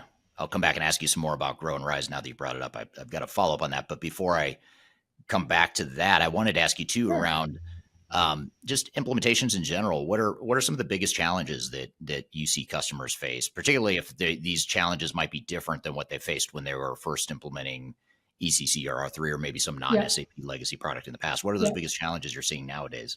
Well, sadly, it's the same thing you and I talked about 20 years ago when we met, right?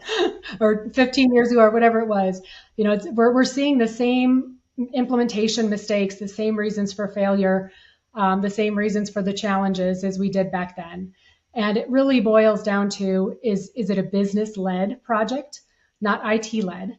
And a lot of times, you'll go to a client and they'll feel like it's business-led because, the CEO or the COO or the VP of sales is standing up and saying, we're going to do this, and they're supportive of it.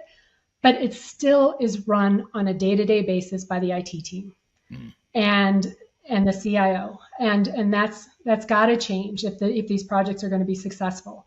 So I would say truly make it business-led, make your not just your executive sponsor, but even your program manager, someone from the business, and have them fully involved in it. And it starts at the leadership level, but it goes down all the way down, within the organization to the user level.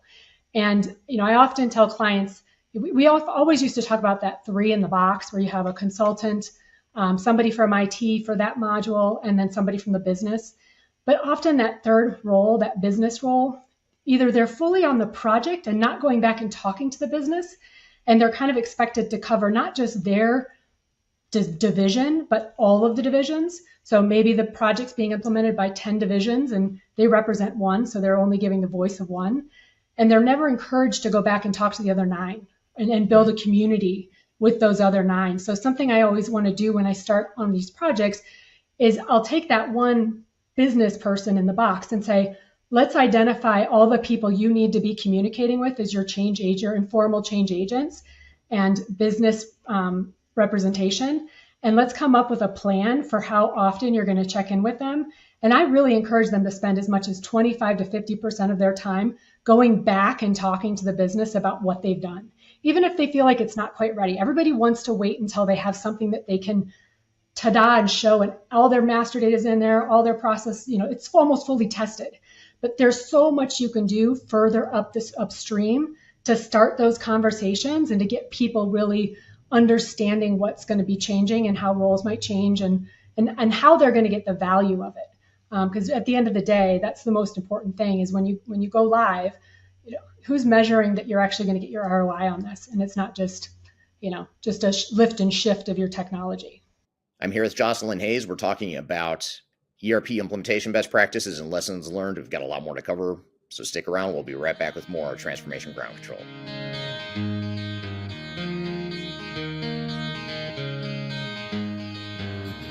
Could you whisper in my ear? If you are involved in any sort of digital transformation or business change initiative, you will want to download the Digital Transformation Report.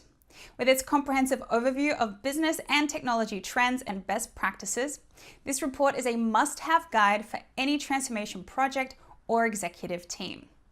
Download this free report by visiting Third Stage Consulting at thirdstage-consulting.com. You can also visit our website to learn more about us or download independent reports, videos, and other best practices. Again, visit thirdstage-consulting.com today to learn how you can take your transformation to the third stage of success. I recently published my first book. It's called The Final Countdown: Strategies to Reach the Third Stage of Digital Transformation. And I wrote this book because I really wanted to find a concise way to share some of my knowledge around digital strategy and how to get started on a digital transformation journey. So in this book, I cover 3 different sections. I cover the people, process, and technology aspects of transformation, with the idea that it's meant to be a starting point, a launching pad for organizations and team members that are going through digital transformations. So I encourage you to buy this book. You can get it electronically, you can get it paperback, or you can get it in hard copy, as I'm holding here in front of you. You can get it by going to thefinalcountdown.com. You can also search for it on Amazon if you shop at Amazon. Otherwise, just go to thefinalcountdown.com. Love to hear your feedback on this book as well. So I hope you check it out and hope you enjoy. Yes, I'll do anything you ever dreamed to be complete. Yes, of nothing that's all. Hello, welcome back to Transformation Ground Control, episode number 176. My name is Kimberly. You can find new episodes every Wednesday by going to transformationgroundcontrol.com. And the show is sponsored by Third Stage Consulting, an independent consulting firm that helps clients throughout the world with their digital transformation journeys. If you'd like to learn more about how we can help with your digital transformation, be sure to reach out to myself, or you can reach out to thirdstage-consulting.com. And we're here with Jocelyn Hayes. We're talking about some best practices and lessons learned from ERP implementations. Let's jump back into the conversation. You know, let's face it and call a spade a spade. A lot of customers are going to S4HANA right now because they have to, because they don't want to deal with the end of life, lack of support for ECC and R3. So a lot of customers are not thinking necessarily strategically. They're thinking more reactively to, SAP is cutting off support, so therefore I need to move to S4HANA, preferably cloud, by the way, ASAP, basically. So what, how do you convince customers to not think so reactively and think more strategically about what they want out of S4HANA, so they're getting the full value that you allude to there? Well, it always depends on the customer and to know your audience, right? And who you're speaking to at the customer. But sometimes I'll use the scare tactics of telling them about historical projects that I've either been a part of or have familiarity with, and give them some real live examples of how these things have failed by not having their involvement. I'll also try to play the what if scenarios, like, what if you are expecting this particular change or new way of working that is going to get you X return, and it doesn't happen? What are you going to do then? How are you going to go back and fix it, and try to put yourself in that future state? We always say, like, what would you tell your 7-year-old self? Right. Try to put yourself in that situation. Try to come up with some of those analogies to get them to make it a little more personal to them, and not just a story that they hear about another company that failed. Right. Yeah, exactly. You also alluded to adoption and getting people to use the system and getting the value out of the system. What are some of the tips or best practices you've seen work best to get your employees comfortable with S4HANA and familiar with the new workflows and all that stuff? Well, so I think it first starts with working with those business representatives and those communities that those business representatives have built out to identify where are the biggest changes and the biggest impacts to the organization of what we've been showing you. And then you take those and you say, okay, if we don't do that change, what is the cost of it? And you challenge them to actually put some dollars or some hours or some measure around the cost of not doing it. Then you come back and you're like, well, how can we measure that they actually do it? Let's pretend we've gone live and we want to go back and measure, did they do that? How can we tactically measure that? Because I think a lot of companies don't think about that. They don't think about, well, I could actually be running reports in the system that are going to give me some information about whether they're doing something properly or not. Are they having to kick an invoice back 5 times for whatever errors, or because somebody didn't do something downstream in a data governance organization? But like, how are we actually going to measure this stuff when we go live, and do that in advance, and don't wait until afterwards, because it's really hard to chase it after. Yeah, exactly. Yeah, and I think identifying the changes to people and their jobs and how it's going to affect their workflows, I think that's a great way to start, because that's really sort of that grassroots. That's where the grassroots adoption is going to happen in their world, not just the big picture of how SAP is being deployed, but more specifically, how is it being deployed for that individual or that work group, and how's it going to affect their jobs? Right. Well, and then of course, working with the mid-level management to ensure that they understand the cost of not doing those changes and put some ownership on them and put it as part of their KPIs for their performance metrics. So it's really important to like actually try to measure what matters Right. in these projects, but figure out in advance what you want to measure so that when you do go live, you're measuring it. And that you've also talked in advance to the communities about here's what we're going to measure to make sure we're successful, so that they know that those are the important things they've got to do to change, to reap the benefits of the system. Yeah, exactly. It's easy to say, but it's so hard to do. Yeah. Well, and you mentioned a few minutes ago about how when you and I met 15 years ago, or when you and I started in this industry close to 30 years ago, I think we both started around the same time. It's amazing to see how many of these same mistakes keep getting repeated year after year, decade after decade. So it's always fun to unpack and talk about, what should be happening that's a little bit different than the way companies have implemented technology in the past. Yeah. And I'd like to touch on another part of of where failure comes from, Sure. Or challenges. So, we know that every SAP customer, when they're doing an SAP implementation, typically go with a system integrator, with an SI. And it can be, tier 1, tier 2 SI, it doesn't matter. Their job is for solution readiness. And then, what I'm talking about is business readiness. Their job is not to get your business ready. They'll say they are, but ideally, really, if you look at their contracts, at the end of the day, they're responsible for getting your solution ready. And they'll say that we're going to make it meet your business requirements, and it's going to, we're going to use as much of the standard operating practices in the system, the best practices. We're not going to customize things as much as they, but it really comes down to they're there to get the solution ready. So who's there to get the business ready? The businesses. So it has to, again, going back, it has to be business led, and you have to make sure that you have the right commitment in place for the time and the energy of those people from the business that are going to be in that project. Right.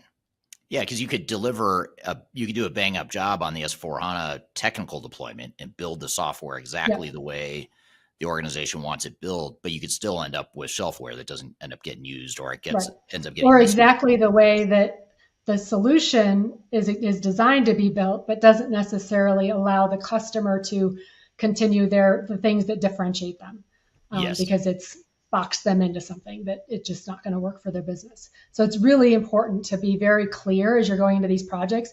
What is it that makes you unique? What is your quote unquote value proposition to your customers that we can't change, that's not negotiable? So that it's very clear to those people implementing the solution that they've got to honor that. And if it means customizing a part of the application or doing some kind of thing outside of the application to be able to provide that capability to your organization, then that needs to be planned for. Yeah. Yeah. And you used the term business readiness a moment ago, which is a great word. But it leads me to another question, which is when you're, what are the ways to get ready, prior to starting an implementation or prior to bringing in your system integrator? What are some of the things that organizations should be thinking about doing as a way to accelerate the project later on, but not necessarily having to wait until the SI gets their army of consultants on board? Yep. So it always comes down to people and process, but there's also some other caveats that might fall into the technology area.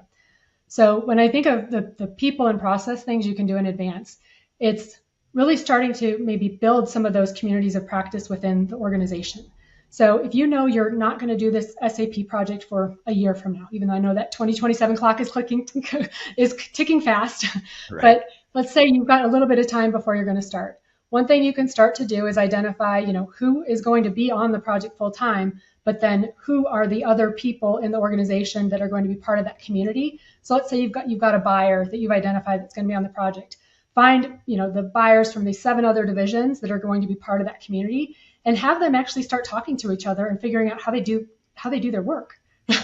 Figure out where they're different, so that when they do get to the point when they're in a workshop and the SI is coming in and showing them how the SAP works, then that person in the back of their mind is not only thinking about how they do it in their job, but how the other 7 people in their community do it.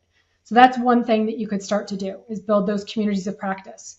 And it also starts to build, a lot of these companies are doing this because they want to be one company. This allows you to start moving down that path of that cultural path. Another thing you can do too is build kind of another community, but like a master data ownership governance group.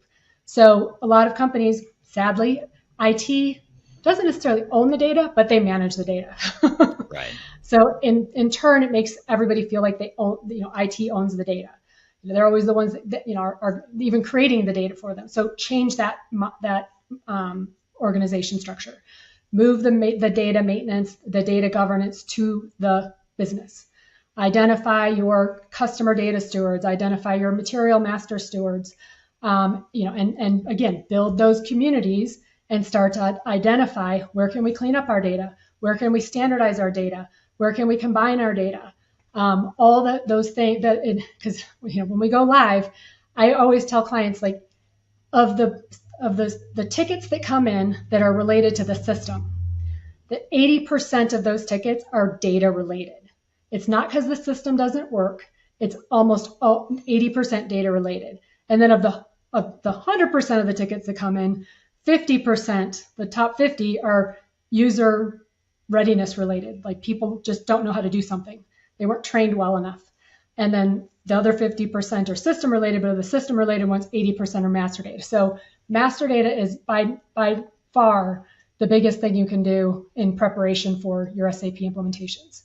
So those are the two things I think are really important to do if you've got some time before you're starting your project. And if you don't, do it as soon as the project starts. All right, great stuff. Thank you, Jocelyn. Good to have you on the show here. Even though technically she was on a sister podcast, she didn't know we were going to use that same interview for this podcast, but she's getting a double appearance without even knowing it. So thank you for that, Jocelyn. And hopefully, even though that was focused on SAP implementations, like I said, most of what we talk about there is relevant to any sort of ERP implementation. So loved having her on the show and hope to have her on again soon. So that's what we've got for you today. I want to thank you for joining here today. Also want to be sure you take advantage of that early bird discount I mentioned at the beginning of the show for our Digital Stratosphere Conference in Denver, October 2nd through the 4th. I'll be keynote speaking at it. There'll be probably about 20 or 25 other great speakers from throughout the world. Some big name speakers as well. So be sure to check out the agenda. It's continuing to get updated daily at stratosphere2024.com. If you buy your tickets by the end of June, you get 20% off. Hope to see you there. It's October 2, 3, and 4 in Denver, Colorado, in the United States. Hope to see you there. And there's if you aren't able to make it to the United States, by the way, there's also hybrid options as well, or virtual options as well. So we'll be streaming it live as well, so you can buy virtual passes if you aren't able to join in person. So be sure to check that out. So glad that you're able to join our podcast here in the meantime. Hope you have a great week, and we'll see you next time on Transformation Ground Control.